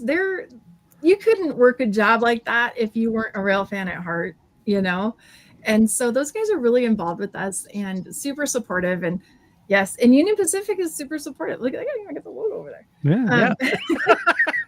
I work with Union Pacific in rail safety. I'm the Colorado State Coordinator for Operation Lifesaver. And so I do work with UP a lot. So, I've asked. You never know. You never know. Okay, now on to the unrelated topic. Okay. How was your time in the Cumbers and Toltec? Oh, I love the Cumbers and Toltec. Or do you mean what I just did on the Yeah, Nevada what you Northern? just did. Oh, that was the Nevada Northern. Oh no, the Nevada Northern. That's yeah, right. yeah. I get to do So that. are you certified? Are you certified now? No, but I passed the test and I ran the locomotive and he never had to grab anything from me. And at the end of me being the engineer for a while, I said, were we the worst people? Was I the worst person ever? And he goes, not by a long shot. And I went, yes. I saw the videos and I thought, this is so cool. That was the coolest thing ever. And Jen and I split it. So Jennifer Howell and I both did the engineer thing. And that was if you get a chance to do it, you need to do it. It was fabulous. I saw who went with you and I'm like, well, there's a pair right there. That's two girls show up. They were like, what in the world is this? That was awesome. Yeah. I think this whole freelance forum thing is an amazing idea. And I think it's only going to catapult what you guys are doing, and it's just going to make that just blow up quicker than you could even imagine, I think. Because now it just became a destination location. I can guarantee one thing. We're going to have a lot of fun. Oh yeah. There's no doubt about that. So if you want to be part of that, come and join us because we're going to be having fun. Andy, it sounds like the Mascoutin Valley and the Farland Terminal are going to have to take a road trip. Yeah, I think so. Mike, you are absent from the Rocky Mountain Train Show, so you're due for a Colorado trip this year. I was. And I accept your excuse, by the way, which was what? My first grandson was being born. Unacceptable. Okay, that is a worthwhile excuse. You're totally excused. Thank you. Wait a minute. I take that back. It was my second grandson. Second one within 7 weeks. Wow. Yeah. So I have two grandbabies, two grandsons within 7 weeks of each other, and they are absolutely awesome. Okay. So it's been a lot of fun. So I kind of thought any grandbabies due in September? No. Okay. All right. God, not that I know of. Jeez. That'd be crazy. That'd be something. That would be something. Yeah. So yeah, it's awesome. I can't wait to watch them grow up and help corrupt them. So. Yes. But yeah, so that's the reason why I didn't go to Colorado. Valid. You're excused. Thank you. Okay. I don't know. Yeah, he's not sure. Yeah, and he's just like meh. Man, I've heard better excuses. I got some frequent flyer miles I got to use up here, so I think I might have to pencil this in, take a long weekend, and go out to Colorado and see this. I've always wanted to go to the museum, and that's been on my bucket list. And I saw that in the section crew tonight. They've been saying, "Oh, it's a bucket list item," and boy, no better time, right? September. Make sure you bring a Mascoutin Valley locomotive to display on the table. Yeah. Okay. September on the Front Range, man. I'd like to see an S-scale switch engine on the table too, Mr. Ostertag. Yeah. Well, yeah, we'll never know what's going to happen. Indeed. Yeah. So that's awesome. So we're all going. Everyone here tonight's going out to Colorado in September. We're gonna have barbecue dinner. It's gonna be We're all great. staying at Michelle's house. Well, I do have a camper. If you guys are kidding. You can be outside in the camper. That's probably 8. It's 8. That's You probably can the take best the spot campers. for us, away from the public. That would be. That's where you want to Yeah. keep. By the way, I Right. do have camping. The RPM site, we have hookups for campers at Really? at the event center. Yeah, and we can use them. So I do have camping. That's actually for a lot of people who do the RVing and stuff like that. Yeah. That's a really good really option cool. for them. Right. There's no water out. There's power and water in. So, Mm. which is a Mm. deal, though. I mean, so, and we do have local RV dump stations, and so yeah, it's because it's the rodeo grounds. They host a huge Greeley Stampede at this event center, and the big arena is across the way. So, so there's like camping, and camping I think is $35 a night. So it's not bad. Well, that's not horrible. Yeah. And you're right there. You can just walk into the RPM. So Hey, Michelle, I'm going to kind of sabotage things here again on Andy here and everybody else.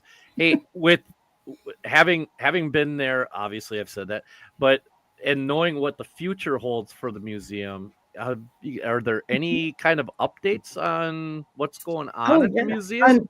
Yeah. So our Garden Railroad is actually going to happen this year. Ooh. Really? Yeah. We were held up with these power poles that we had to take down. And last year we got the power poles down. It was very expensive. So we needed to wait and give it some time. And so our Garden Railroad will go in this year, and we'll get the fencing up and everything. So then we're calling it our courtyard classroom. And so at least our youth director will have a classroom outside with a little picnic shelter and the Garden Railroad and everything in the summertime. So, and then as far as future expansion goes, we're in feasibility study stage. So we did all those focus groups. We've been meeting with architects. We've met with the city with the maximum we can build. We've got the go ahead. And so now it's time for feasibility study. So it'll take me a year to do all of that. It's so slow moving in these big capital campaigns.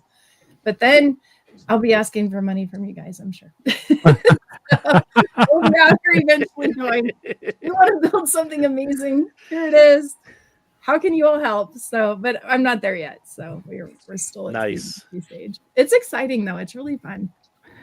So would you mind talking about the museum for a couple minutes? Just kind of, like what's the big, I guess the mission, and then some of the programs that you run? Sure. Yeah. So we started out as the Greeley Freight Station Museum, and there's a man named Dave Trussell who built the ultimate model railroad in his mind, which was scenery. It was all about scenic, based off of the Lynn Westcott book, 101 Track Plans. If I had $1 million, I could build the ultimate model railroad. Anybody read that article? Dave took that as a challenge his whole life. So he bought and sold, of all things, Lionel trains. He was a Lionel expert, but he loved scenery and prototype modeling. So he built an HO scale layout. His first newspaper was in Lakeview, Oregon. And so the Oregon, California, and Eastern almost made it to Lakeview. They were in Klamath Falls, and they came and they died before they made it there. And so his dream was to build the railroad that made it to Lakeview. That's why we're proto freelance. So in his mind, the railroad did it, and he loves building bridges. So the OC&E, the real one, has 3 tiny bridges in Oregon, like in a cattle field. And this is what I learned to be a proto freelance when I went to visit. And we have big, beautiful bridges on our layout. So what we have is a 5,500 square foot layout. It's fully scenic. It's dispatched with a dispatcher and a CTC machine. It takes you about an hour to get all the way around. It's 80 scale miles of track. How many? I missed that. There's 80 scale miles of track on the layout. And I think the shortest route is 21 scale miles with 6 sidings. So, and if you have to stop at all, you will be out there for an hour before you go back in. He did put some switching in. We don't have a classification yard. I learned all about what that is, but a short line wouldn't have. So we have a lot of switching yards though. And we do switch out Coos Bay, Oregon. So we're a logging industry. We log it, we take it to a sawmill, we redistribute it out of Weyerhaeuser, and we export it out of Coos Bay.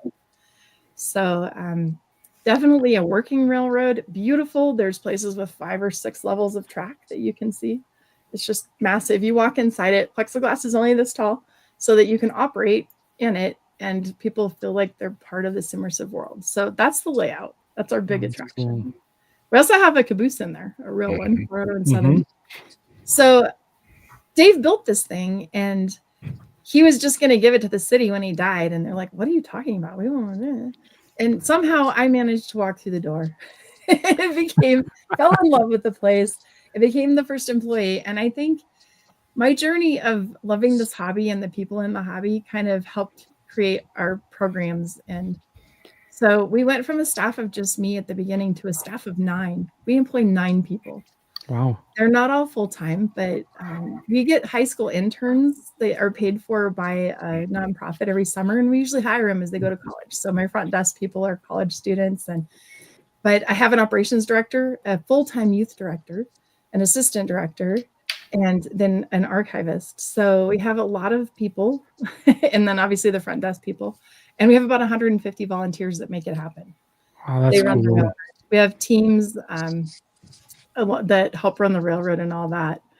In the community, we do a lot with youth programs. Our youth director is early childhood education. She created a reading program that went throughout our entire school district and all of our libraries. And we had over 500 kids complete that last summer and come in for free.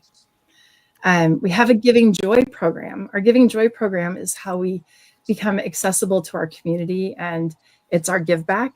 And we had 21 different agencies that work with special needs in some way that come in for free. And we saw over 600 people last summer through that program. We have, because of where we are and where we're located, we're in kind of a lower income neighborhood.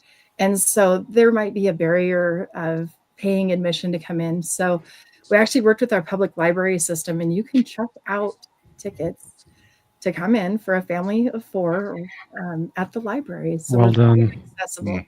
That's and awesome. we had that checked out almost 700 times last year, that family 4-pack. Wow. So, Wow. Good for you. we have it in 3 communities now. So we have it in some of the smaller towns besides Greeley too. So we do a lot that people don't know we do. That is amazing. We're also the home of Women in Model Railroading, the special interest group. It needed a nonprofit home, so we took that on and we put the budget to it. We have just all kinds of things like that. We have an innovations team that's always working on new things in the hobby and trying out new stuff and testing things. We're out a locomotive. If you want to test something, mail it to us. We run them. So, yeah. Did that kind of give you an overview? Oh my God. Yeah. Yeah. When you walk in,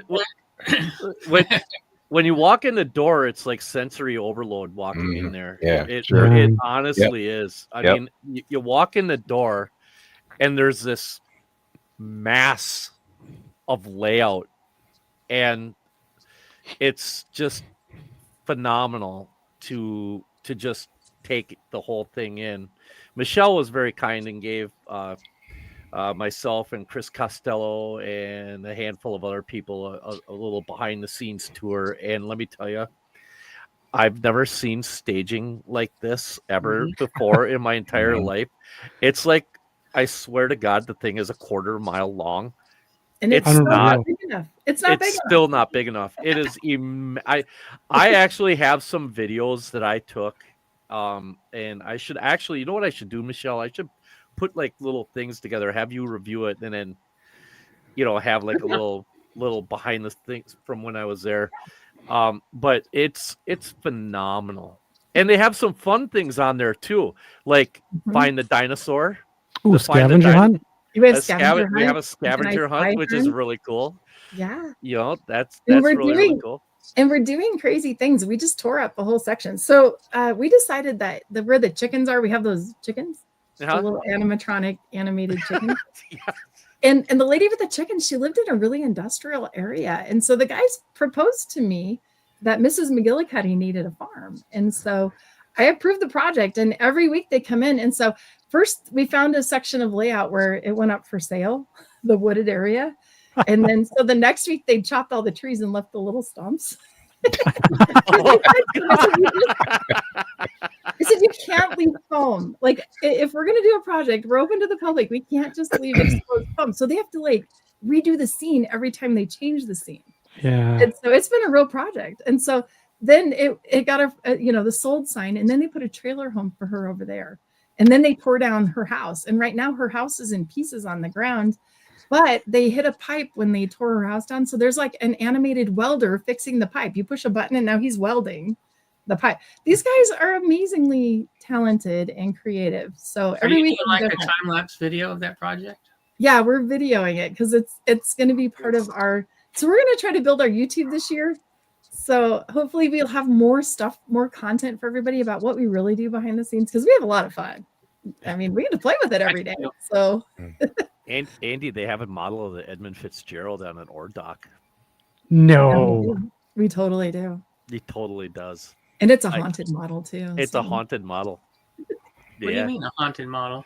Have I not told you the story? I don't remember that particular piece. There is, it's the ship in the back, and let's just say that it followed the real world and it broke in some interesting places on its own. So it's actually broken where one of the real bulkheads where it really was, broke. Where it really broke. It actually, Really? yes. And we didn't do it. It's in. I have pictures. I have pictures of it. And yeah, and it happened, and I saw the very first crack, and now it's broken the whole ship, and that's exactly where the real one broke. So it's haunted. Yeah, it's a haunted ship, dude. I have pictures of it. It's crazy weird. Does the captain come on and say we're holding our own too every now and then? No, we should though. I actually tried to get that's the a good music. I wanted to play the music, but it was going to be $6,000 a year to play. So For Gordon Lightfoot's yeah, so Edmund now, Fitzgerald? now I just say, open up your phone and pull up the song. There you go. Okay, can you put a QR code to link it to one of his things? Well, I Yeah. don't know that that's legal either. So I have to be above board, you know. Yes, I always do the right thing. Yeah, So. the place is absolutely gorgeous. And everybody So- that I met there was awesome. So has everyone here on the call been there? Yes, Yes. I have. Yes. Yeah. Yeah, Brad, you haven't. Nope, So Brad and Andy have it. Okay, so I'm not the only one. I was gonna get fear of missing out here. It's really bad. That can change FOMO. in September for both of you gentlemen. That can change in September. Yeah, I think it should change in September. I love this peer pressure on the podcast. I'm Yeah, all about it. Yeah, Not and create content. There you go. There you go. No, that's fantastic, Michelle. So it's more than just a big layout. You guys are I guess with giving back to the community. I really love the library idea with checking out the tickets. I think that's fantastic. Working with the local libraries. That's super cool. And then like the internship programs you have too, because we were just talking earlier on the show. My wife had just went down and visited one of her college friends. She works at a museum in Greensboro, North Carolina. And, to get her start in the museum gig, it was very difficult. And so to give students an opportunity to get into this industry, so to speak, I think it's really, really good to give them that experience so that they can go out and be in other museums and preserve history and do all these fantastic things. This is super duper. This is awesome. We Chris, have fun every day. So what's that? You have fun. You have fun every day. You just smile. It's crazy. I wish my job was like this. Maybe I need to think about my career. So. Well, we have a rule that if it's not fun, we change it, and it's super powerful because That's a if good somebody rule. gets a little grumpy or a little upset about something, I get to say, you're not having fun and I'm not having fun right now. So something's going to change, either attitude or location. Wow. Mike, I've seen you grumpy after work a few times. Can you adopt that theory? Do you think? Yeah, we're gonna that's gonna be our new send off. Hey, I after my vacation, I have a whole new attitude. I learned something when I was in Hawaii that they practice something called, and they say to practice your aloha. Your aloha. Yeah, practice your aloha, and so there's a part of the word aloha has a certain meaning to it, that being kindness and patience and forgiveness and things like that. I need a lot of practice at this, but it's something worth practicing. And I think so. Yeah, so it's Yeah, so whether or not this actually happens is something else. But yes, I have been known to be grumpy, Chris, from time to time. You know, only once in a while. It's usually before the show too. Yeah. Once we get usually almost talking, always before once the we show. get talking and having fun here, like we normally do on the show, it kind of melts away.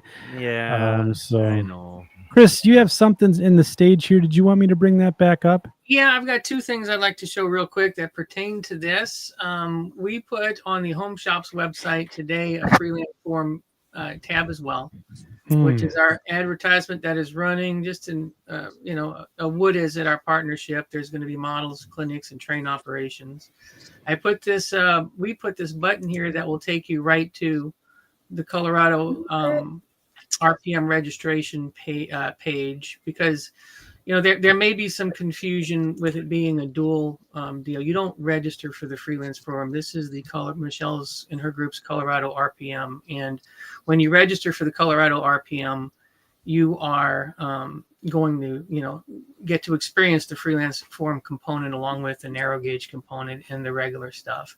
I put together this video, and this will roll into the next thing I want to share.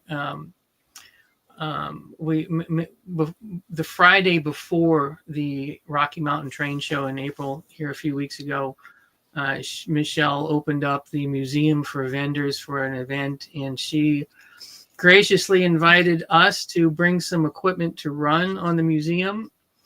And she provided us with 5 pilot crews, and we ran 5 freelance trains across the railroad and generated a lot of media to help advertise and talk about what we're doing. And I mean, that scene was fun right there, where you guys had all that lined up in the yard. I like that.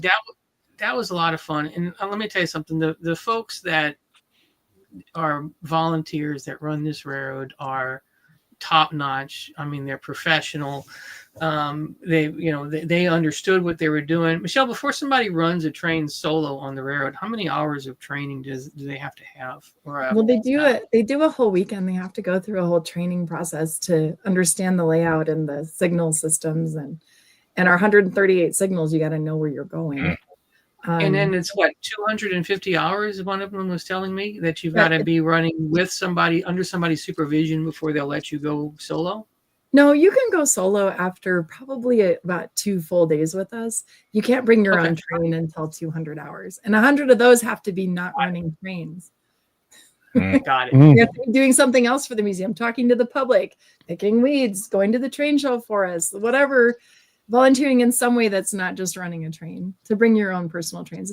And then we have, guidelines of what we need for you to bring a personal train. We have to have detection. So resistor on every car.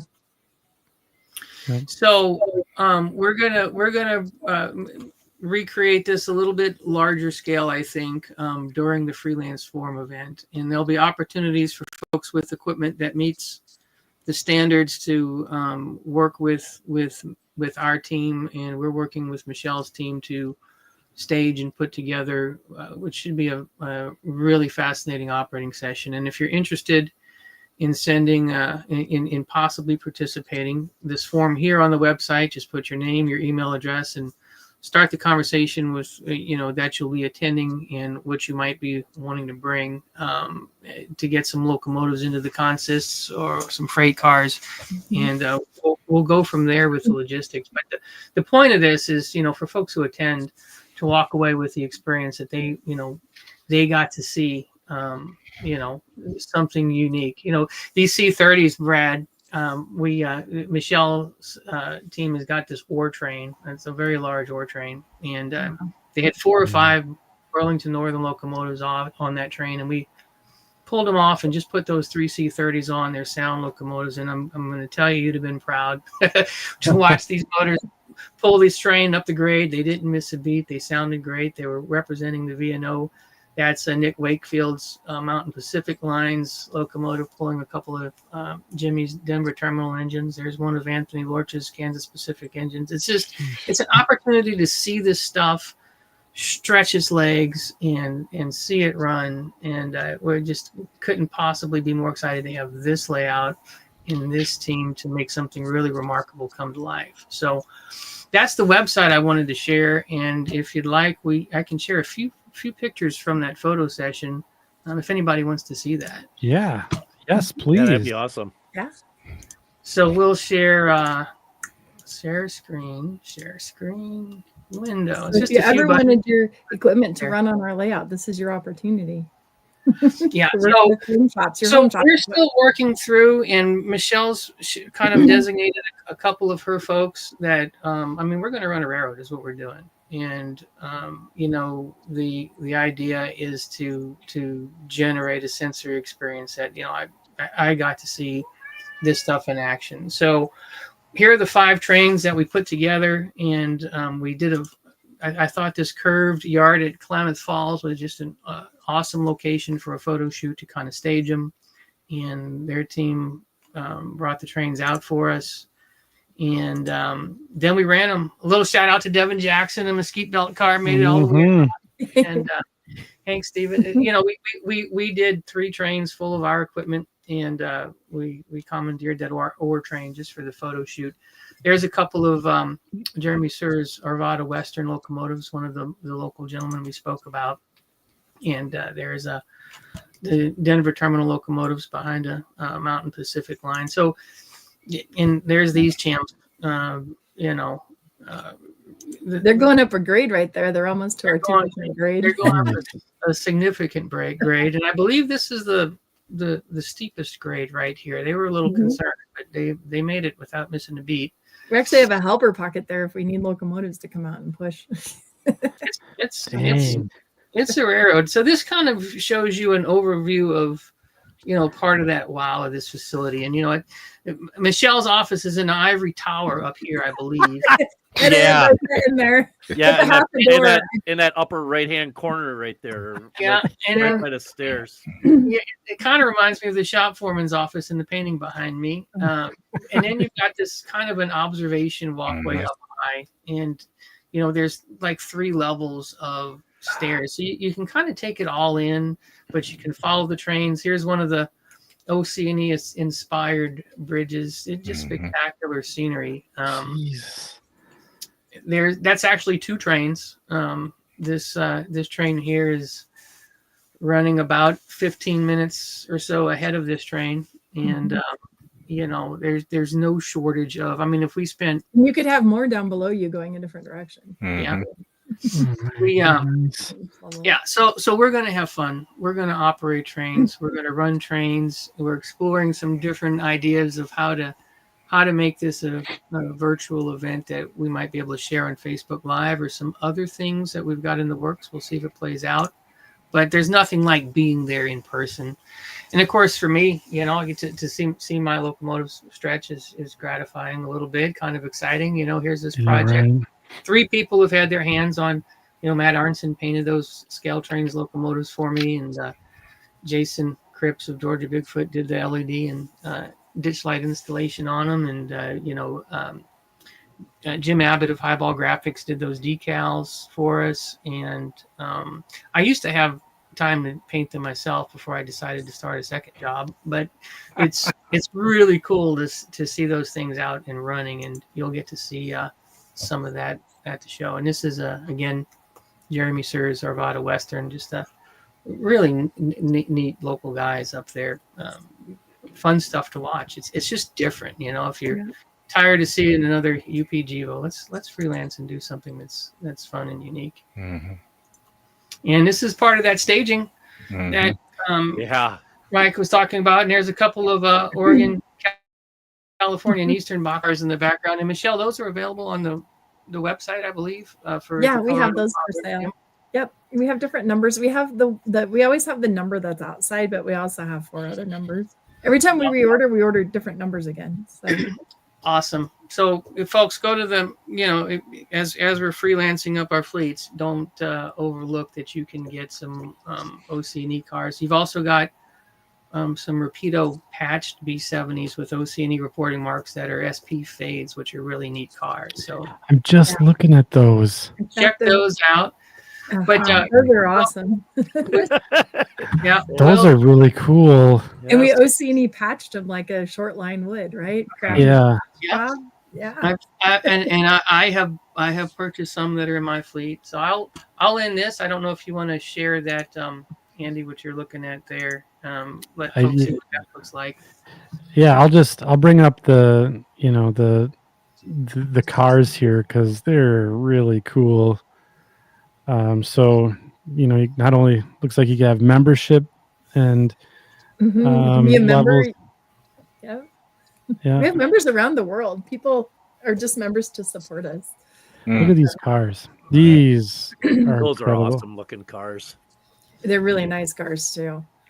So we have 4 different numbers, or no, 5 numbers, and then we have the 7th number of the Southern Pacific car. So we ordered you can get a 6-pack of all different ones, but when Rapido offered their 6-pack of Southern Pacific, we have the 7th car number. So if you're a Southern Pacific fan, you'll see that we have that too. So it was just a really cool deal that we worked with them. So yeah, Those are really sweet. Man, this is an expensive those show. are freelance cars. Yeah. So what's really neat to point out there, that so we had 6 road names or 8 road names of those Rapido cars that we did a while ago when we did that monster show, and those cars came in the factory in the same container as the freelance OC&E car. So you had an overseas shipment with 2 separate freelance orders in it. That's kind of cool.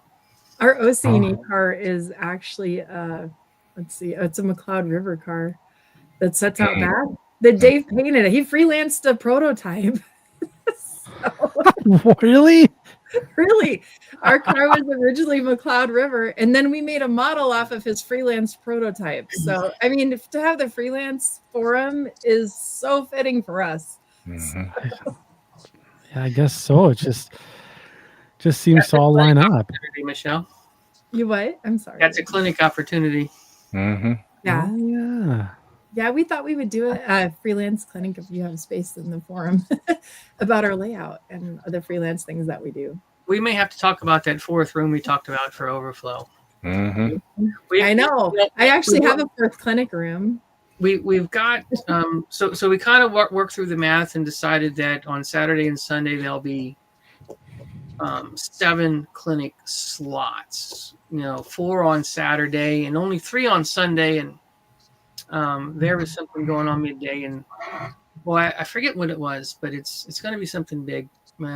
Anyway, there's 7 slots times 3 tracks, so there's a lot of clinic opportunities, and we've got 10 potential clinics. We want to have 7 for sure, and we'll have some backup clinics because we know things happen, and folks that absolutely intend to show life happens, their grandchildren are born and they are no shows, so we want to have some backup clinics.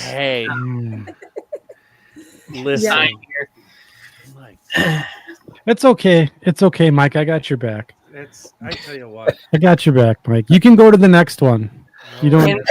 You can come next year to the Rocky Mountain Train Show. We'll still be there. Oh, don't worry. First weekend in going April. to be there. I'll be there. And I know there's exactly where I'm going right away. There's on the Colorado RPM website, there's a tab for clinics, and I think there's a link to email George Bogatok, who is kind of coordinating all of the clinics on that side, and we're working with George to make sure it's a uniform clinic schedule and everything is advertised together. So if you will be attending and you have a clinic that you think you want to give on either of the 3, just general modeling or freelance or narrow gauge, or even if you've got another idea, pitch it. But if you're wanting to do that, we've got 28 slots officially for 3 tracks of 7. 21. Wow. Like with the It's been a long like day. with the St. Louis RPM usually goes with like a theme. Mm-hmm. You know what I mean? So they do a different theme, correct? We're not there yet. We'll get there, Mike. This is year 1. Hey, he said to give suggestions. So I'm giving a suggestion. For a We clinic, could do Mike. For a clinic. For clinics. Okay, for clinics. So like a theme every. I have seen where they do that at other RPMs. Man, I don't show up at the Rocky Mountain thing, and now I'm getting yelled at by Michelle. Yeah, I mean, I've never gotten yelled at by Michelle before. Sorry. I was Mike- giving you a hard time. I'm like, give us time, buddy. This Mike, is your we're one." not having fun. So Chris, something needs to change. Either Something needs to either change. the location Attitude. or the Or attitude. There you go. I may distract from Mike here. Chris, you were there that Friday when we did that photo shoot. Yeah, and it was. You got to. I mean, you didn't know that was taking place or that those trains were going to go there, and there were a lot of people there. Did you have any observations of just seeing these trains run and people's reaction to them? Was it like, meh, what is it? Or kind of what was your take from what we did that night? No, I knew a little bit. I think Matt Gentry kind of told me a little bit what was going on, and so, but it was neat to see. It was neat to see, the cars I'd worked with you running the first time I've seen them running, or on a layout. Yeah. But it was neat to kind of see also kind of a kind of like this let's see, I'm trying to think of almost this family reunion of a lot of the roads that you've kind of put together all operating kind of at the same time. It was really neat to see that from all different backgrounds and eras, and it was really fun to see for me. And so I know my volunteers said to me, I that appreciate was that. really cool. We didn't know any of that was there. Like, that was new. And I had people go, the V&O? Oh my God, look at that. Yeah, I was pleasantly, I mean, the layout in the museum, it's excellent and it's top notch, and they have their thing going, and I thought maybe this is going to be like we're a fish out of water, but for me personally, I mean, I didn't see anybody that wasn't like doing a double take, and oh my gosh, that's something new and different and cool, and what is that, and I mean, it was really kind of fun to watch, and I think we're going to do that on a larger scale here in September. Yeah, that's awesome. So everybody watching, you have to come to the RPM in September because I need to meet you and see what you make. So bring something to put on the table so I can see your modeling. See what you build. Yeah, I'll have to bring my Mascoutin Valley ore cars, and got a couple other freelance jobs, my locomotives, all that stuff. Mike, what do you think? I got I just sat here and figured out I could cancel a couple of other personal days that really don't make sense and add the 26th and 29th to bridge the weekend, and that kind of that might be a we might have to invade Greeley. Yeah, so I was just texting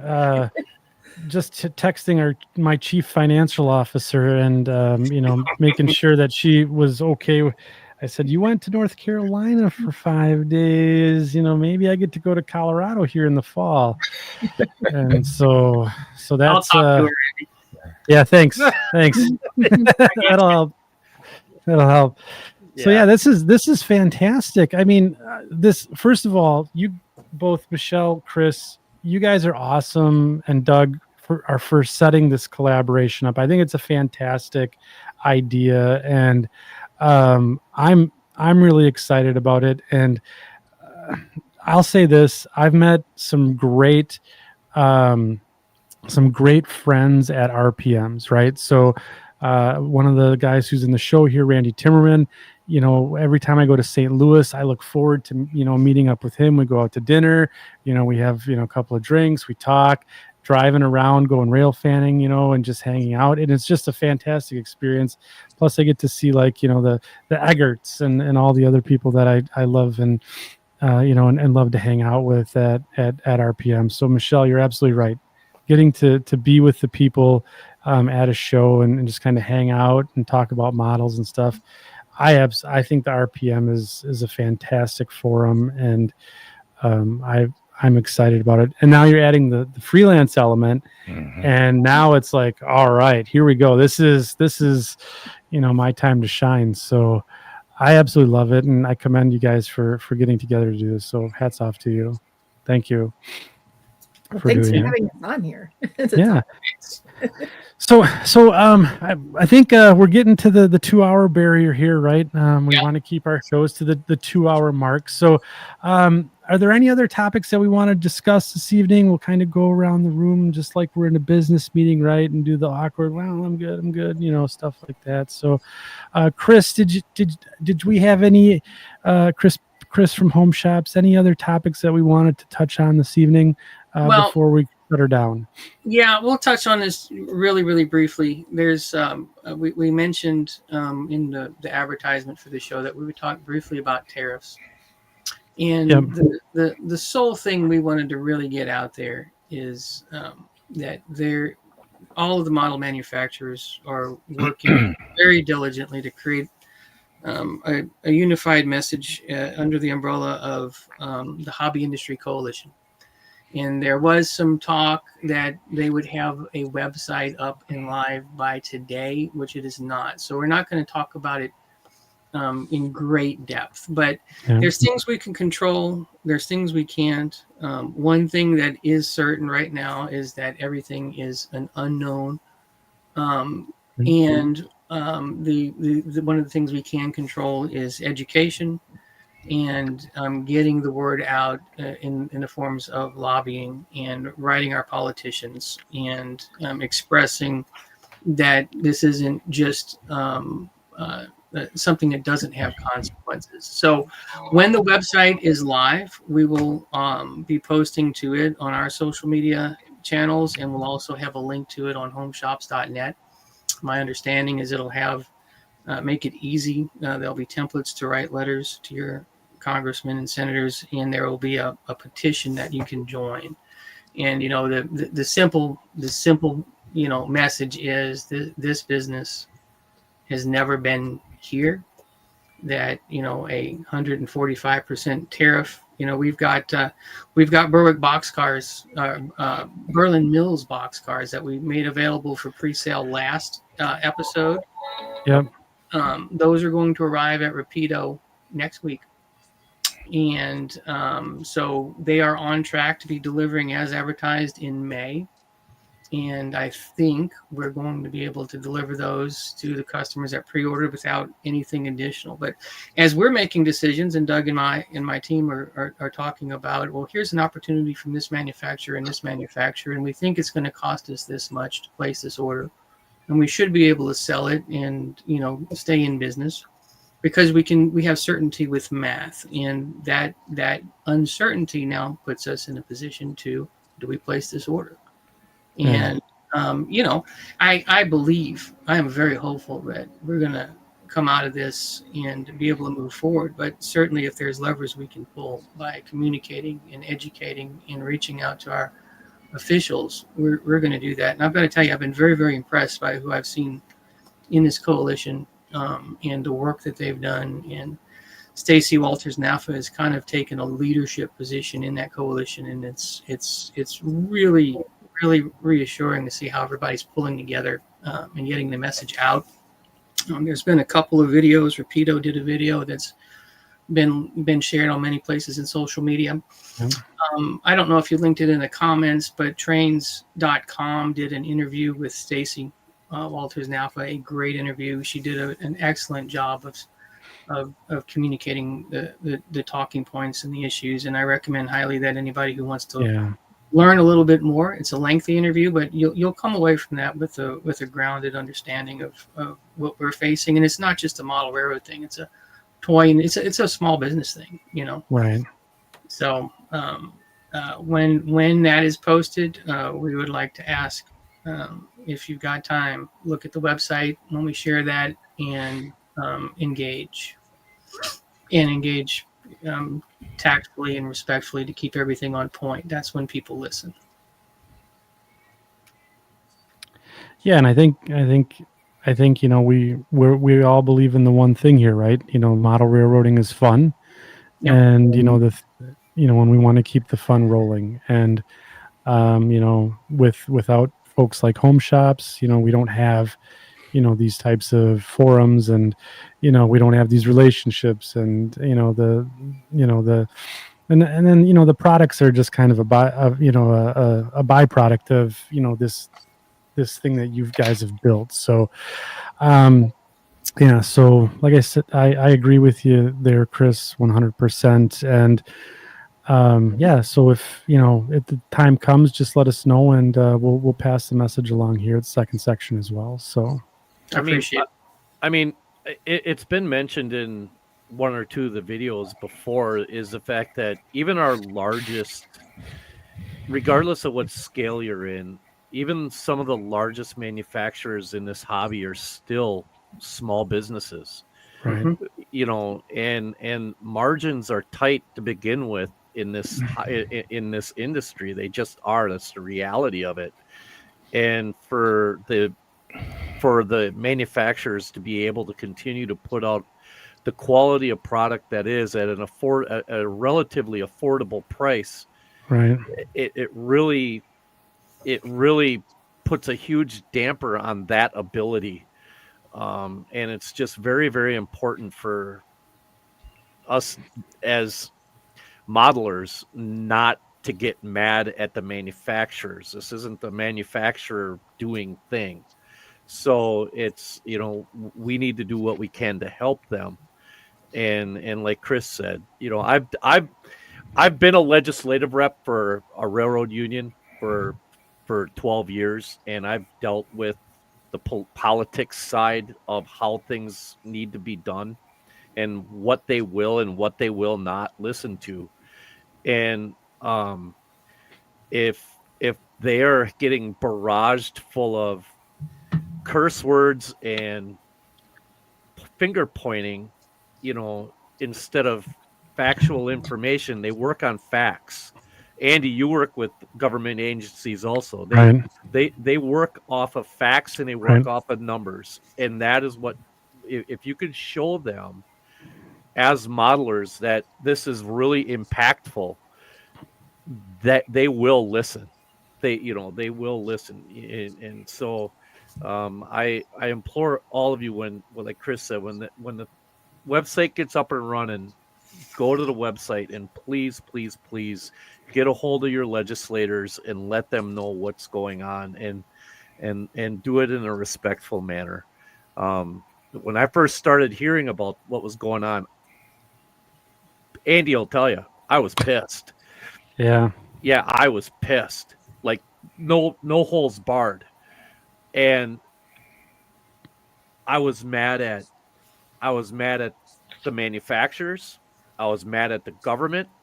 I was mad at everything. It was just that, kind of like that 12-step program type of thing that you got to do, where your first thing is you get anger, and now you have the acceptance, and now you have 5 stages of grieving. 5 stages of grieving. 12 whatever. At least the 12 steps to the fridge to get your beer. I have a whole list of questions Yeah. right here, and as of right now, they don't matter.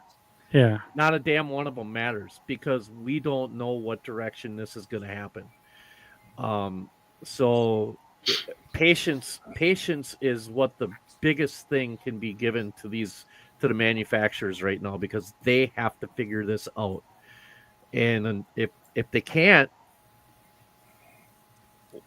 numbers don't lie, right, Chris? And Chris, numbers just don't lie, right? Yeah, I don't know if I'm going to have a job in 6 months.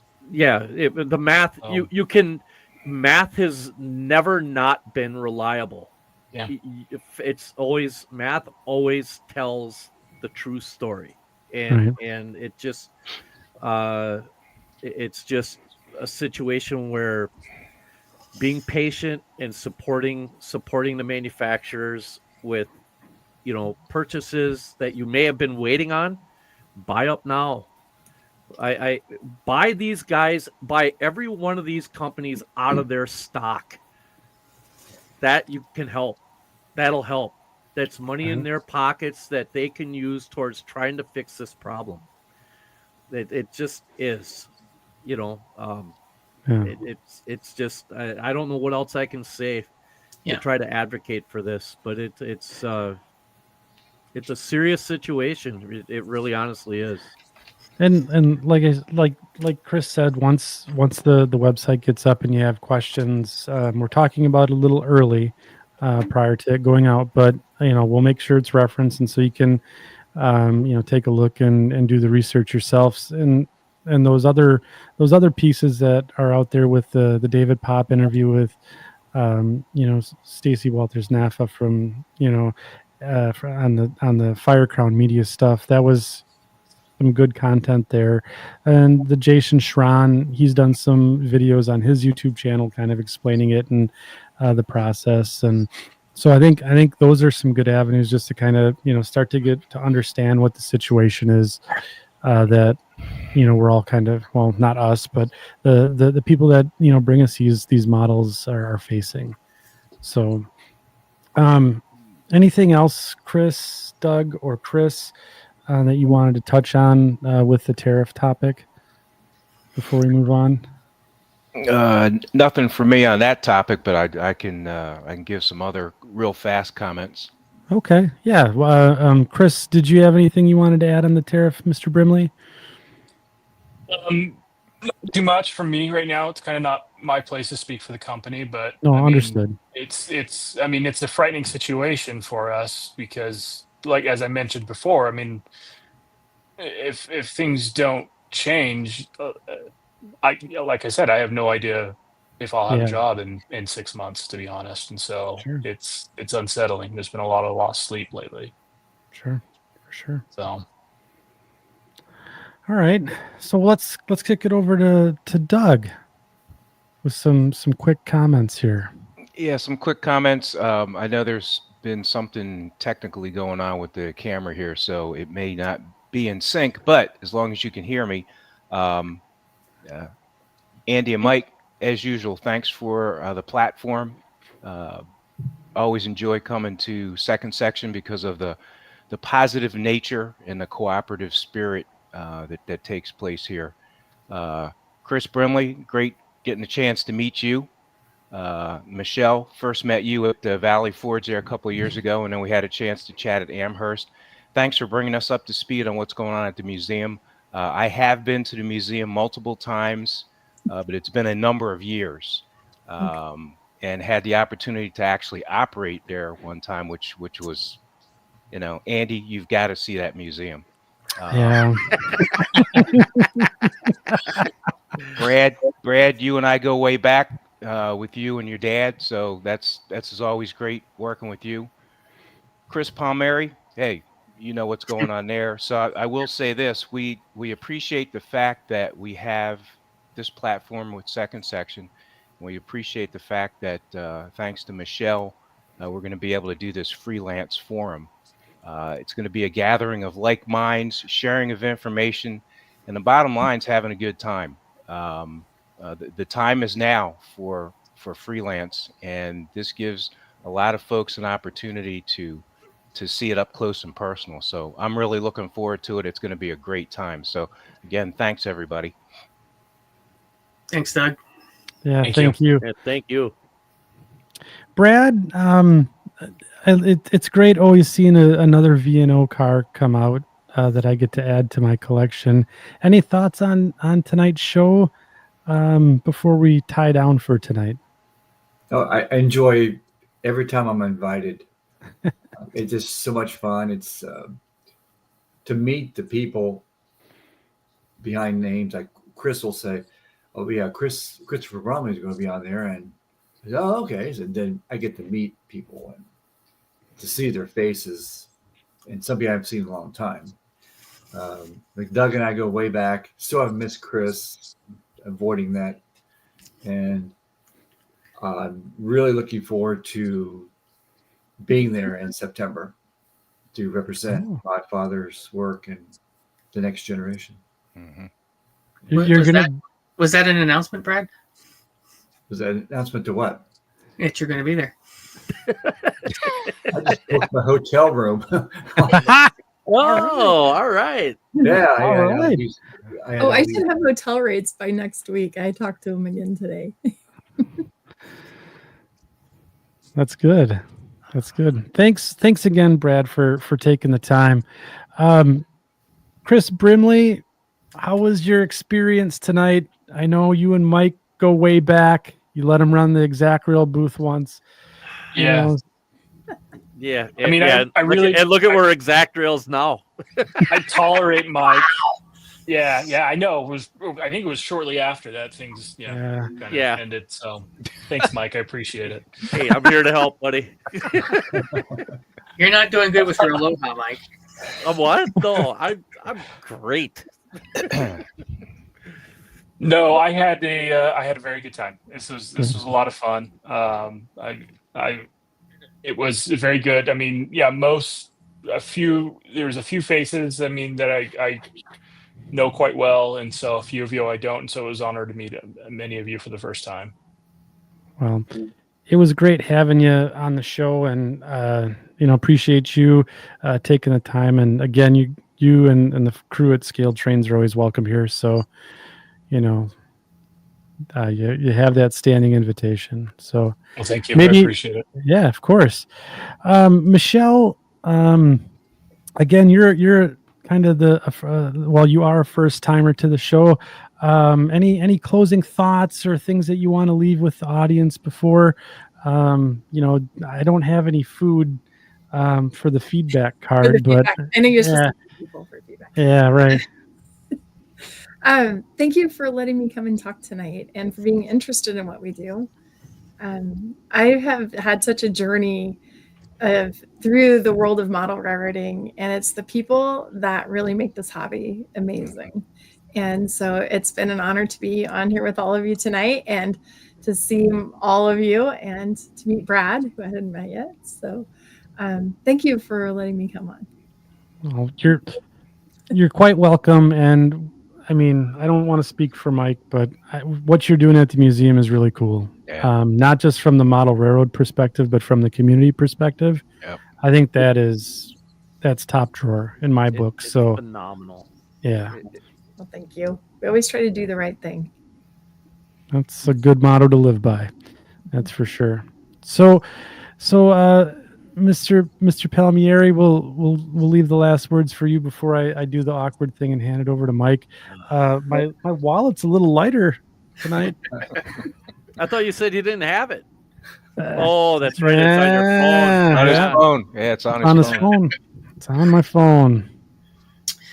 Just a thought here that I think I'd like to share, or I'd like to challenge everyone to, regardless of the day-to-day, the news, what's going on. This hobby has always been our escape from that. And we're in a unique place where there's an intersection between that escape and it not being what we're used to. So, the challenge is to, know that this hobby, this industry is full of great leaders. And every one of them is passionate about what they do, what we produce. Nobody's producing a car because they couldn't quite make washers or screwdrivers, right? They're passionate about it. So we're going to figure this out, but find whatever it is about this hobby that got you into it, that you're passionate about, and focus on that. And this freelance forum, I think, is a venue for that, right? We may not buy a whole lot of trains between now and then. Maybe we will. I don't know. But we're going to watch these trains run, and we're going to railroad for just a weekend on that museum, and we're going to share it with as many people as we can. And, we're going to enjoy that moment. And to do that with this team, with this community, with Michelle and her team, it's going to be awesome. But try to, and I know it's difficult, but try to find something positive and be positive with your words and your communications, and it'll all be much, much more effective that way. It'll be a better place for everyone, that's for sure. Indeed. Great words, Chris. Thank you, Chris. Yeah. Well, So Mike, what do you think of this one tonight? This was a pretty amazing show that we had this evening. We're getting a lot of feedback from the section crew. Over 130 of them are still in the chat with us here tonight. I mean, this is fantastic. What are your thoughts here? Well, how can I say this plainly and as bluntly as I possibly can? but yet nicely. It was flipping awesome. Yeah. This was it. Full disclosure, I was down in the dumps coming into this. I thought this show, I'm like, man, this is gonna be just nothing but the opposite of what we ever have done. And in reality, it was very, very, very good for myself personally to be able to talk to friends, and hear positive things about what is going on. I mean, I got yelled at by Michelle. That's a first. You're welcome. You're welcome. It was that actually kind of made me feel good. I'm like, hey, look at it. I got Michelle See, a little fired up there. That's awesome. She'll give you a survey on that. And she did it with Feedback. the thing is, she did it with a smile on her face, which is one thing. You have never not seen Michelle smile. I've never not seen her smile. She's like the nicest person. Anyway, so excuse me. It's weird times and odd times are on the horizon for the hobby. But bottom line is we all have friendships. We all have relationships that we have forged over years and years and years. And regardless of what is going on globally or politically or whatever, the hobby will survive somehow. Yeah. It's just that we as modelers have to be the ones to decide how that is going to happen. And the best thing to do is just stay in communication with each other. Remember, model railroading does not have political boundaries. It's model trains. That's it, period. We're there to have fun. We're supposed to put boxcar A at industry A, and that's, what we're supposed to do. And that's what we're supposed to do. Yep. So, I thought this was a very good show tonight. Yeah, and I appreciate Chris Palmieri and Doug for coming on, Brad McClellan for coming on, Michelle Kempema for coming on. I appreciate all. Oh yeah, there's Brimley's over there too. He's there too. I mean, we gotta, he's right there. I mean, sorry, I didn't see you, Chris. Mike, I'm just saying. I'm saying. I turned around and you were gone. I didn't even know where the heck you went. Next thing you know, 20 minutes later, oh, hey, did you sell anything? What are you talking about? Anyway. All right, when nature calls, it's a call you can't put on hold. I know. That's right. I know. Honestly, so no.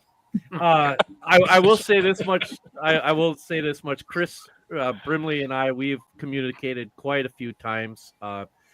He is a hell of a photographer. And I still marvel at anything that I ever see coming out of that camera of yours, Chris. I mean, you are just phenomenal, and I appreciate everything that you've done at Exactrail and what you're doing at ScaleTrains. It's just it's phenomenal, and this is what the hobby's all about, right? Is the melting pot, and that's exactly what it is. So we have to stand together, stand united, and we will, as modelers and manufacturers, we will get through this together, and hopefully with sunnier days on the horizon. That's all I got. Amen. Thank you, Mike. Yeah, I think that's a really good spot to end it on, Mike. Just a little bit of administrative bits here before we shut her down. I have links in the show notes for the Colorado RPM, HomeShops, ScaleTrains, the VNO Historical Society on Facebook. I've also put the Colorado Railroad Museum, Model Railroad Museum in with the links as well. And we'll post all that on our Facebook group, which we are on Facebook. You can find us out there at Second Section Podcast on Facebook. Keep up to date with all the goings on. It's a great community that we've built there. Lots of good modeling being shared and lots of camaraderie. It is fantastic. Mike, I think what you said really kind of brought the whole show, and tied it up into a nice little bow tonight for us. So I want to thank again Michelle, Chris, Doug, Brad, and Chris for taking the time to join us tonight on the show. And Mike, what do we always do? It's what do we always say? What do we always say? Just keep modeling.